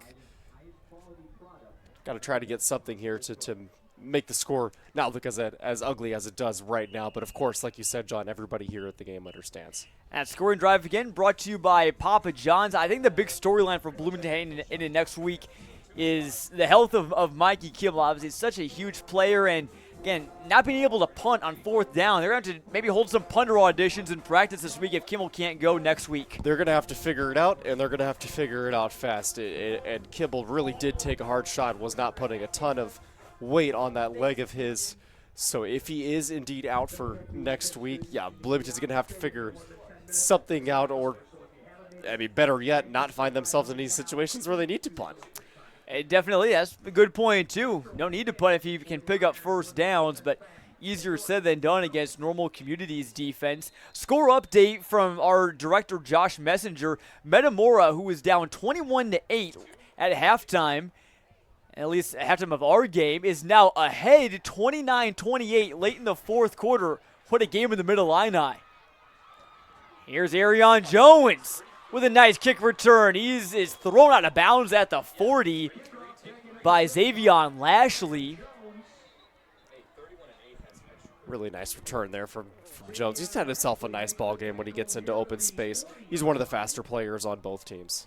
And there were some extracurriculars between both teams. And then maybe a unnecessary roughness or unsportsmanlike conduct. And that's going to go against Bloomington. So when it rains, it pours. And, you know, obviously you put together a solid first half, down by 1 possession, and just haven't been able to get things going here as Bloomington is going to drop to 5-1, I should say. Still playoff eligible, though. Yeah, certainly. This is not one that is just going to completely ruin their season. It's a tough team in Normal Community. You need to play tough teams in your schedule so you're prepared going into the playoffs. And do not be shocked if you hear us talk about Bloomington, 2-3 weeks into the playoffs, competing for a state title, because they are certainly the caliber to do so. And we'll get a timeout here on the field, as this game is in the fridge at this point. The eggs are cooling, the jello's jiggling, as some would say. Ironman set to move to 5-1, which officially clinches their postseason eligibility. But I don't think it's much of a surprise. I was going to say, don't think anybody was doubting that the Ironmen were going to make the playoffs again. And just like Bloomington, the Normal Community will be making some noise in the playoffs. Really, really interested to see what their matchup is and what their road to, well, it stays in Bloomington this year, correct? Their road to Bloomington will be technically normal. That's right, Stadium's in Normal, yeah, but not far off. Yep. But what their road to Normal will be, it'll be interesting to see. And it's still a handful of games left to go in the regular season, so don't want to look ahead too much, but just something to keep your eye out for. Definitely. At Normal Community, they have their eyes set on the state title game, which they just fell one game short of last year. Reached the state semifinals before falling to Downers Grove North.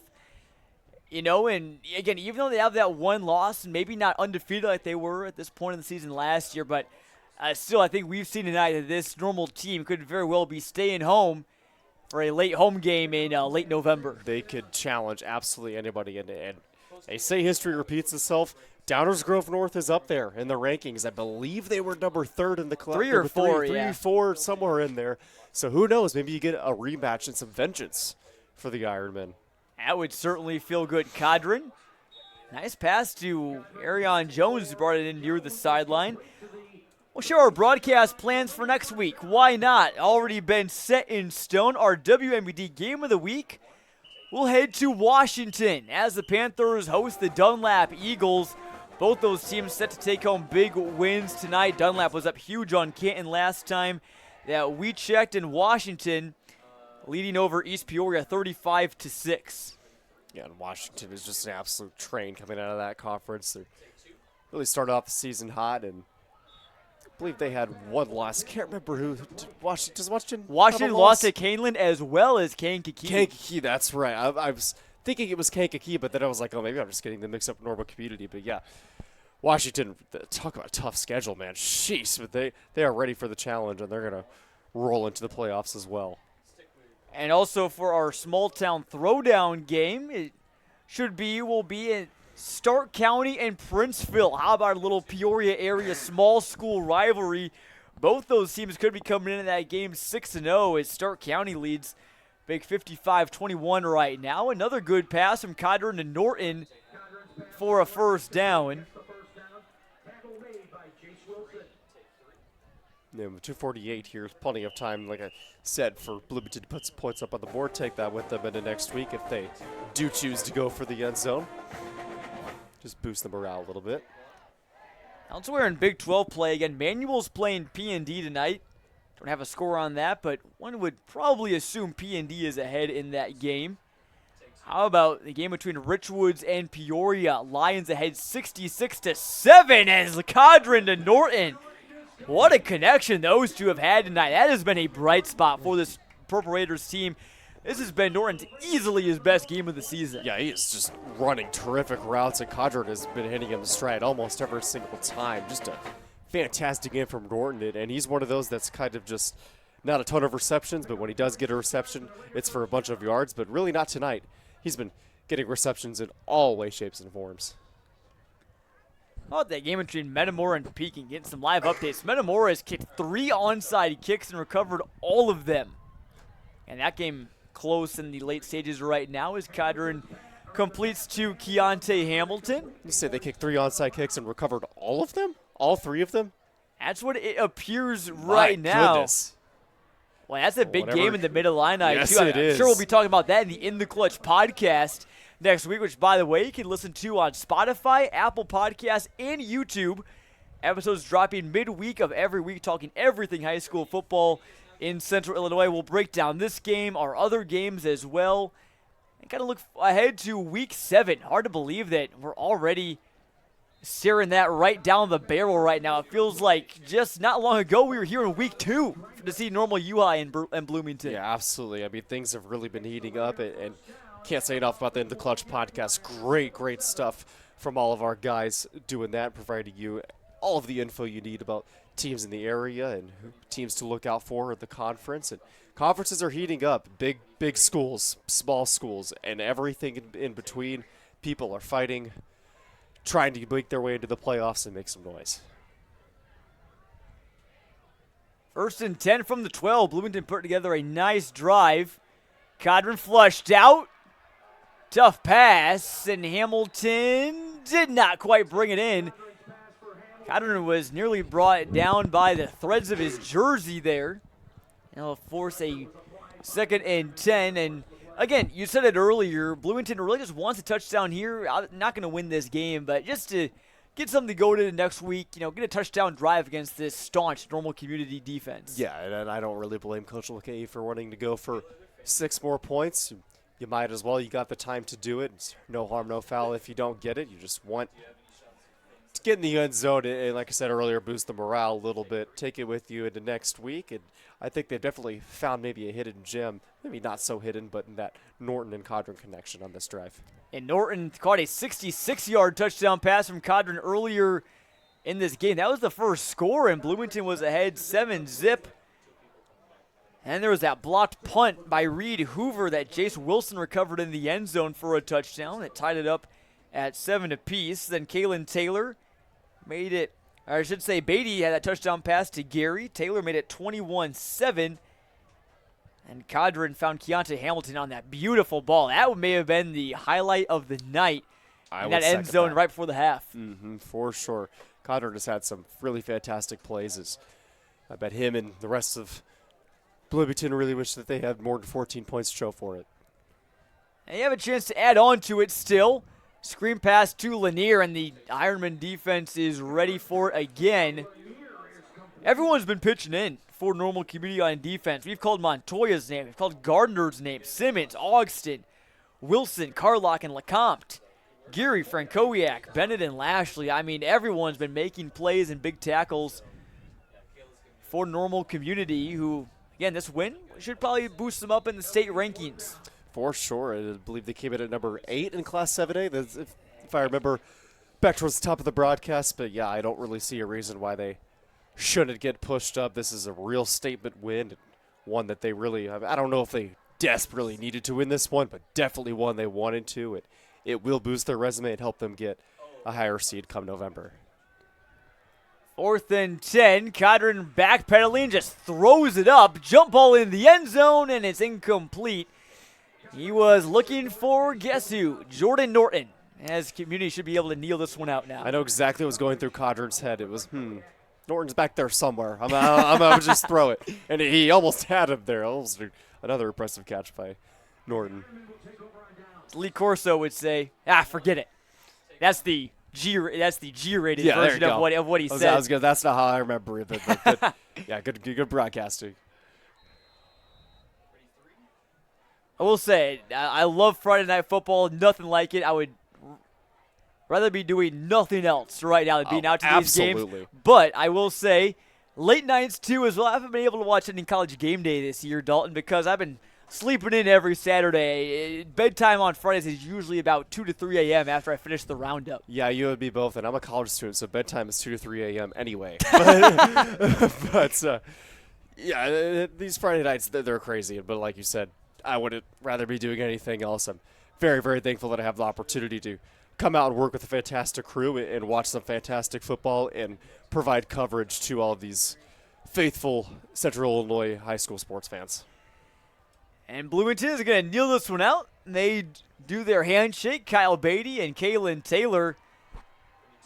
A little kind of almost bow and arrow celebration right there. And they're shooting their way up to the top of the Big 12. Ironman going to move to 5-1 overall.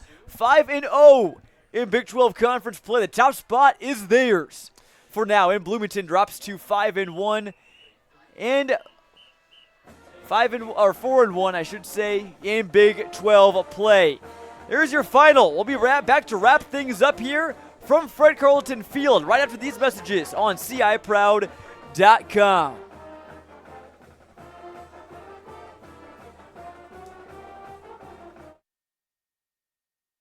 Join Make-A-Wish Illinois on Sunday, October 6th at Donovan Park in Peoria for Walk for Wishes. There will be food, music, activities, and fun for the whole family.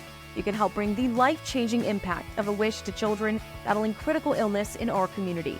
Registration is free at wishwalk.org. Costumes are encouraged. Come as you wish, and we will see you there. Walk for Wishes is brought to you by these sponsors.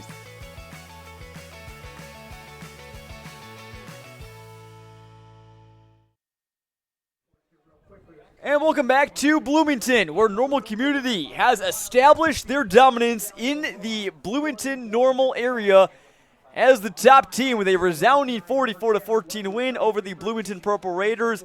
Dalton, our Perfect Choice Exteriors player of the game, could pick so many players from Normal Community. Who do you got? I'm going to go with Caleb Taylor, and that was honestly because he was so consistent from the first snap onward. Normal Community, even when their offense came to a standstill there for a few possessions in that first half, Taylor was always reliable. Believe he had at least one touchdown, might have had more. He had 2 touchdowns.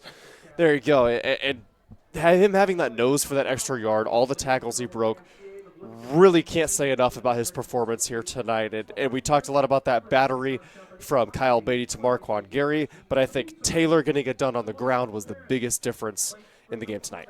Definitely, and really everyone played good for Normal Community. Offensive line created holes. We could have given it to their entire defense. We could have given it to any member of their special teams. Yeah, any member of the special teams, too, was such a big factor, especially in kind of where that game kind of started to take a turn in the Ironman's direction. So they carry lots of momentum in next week's game.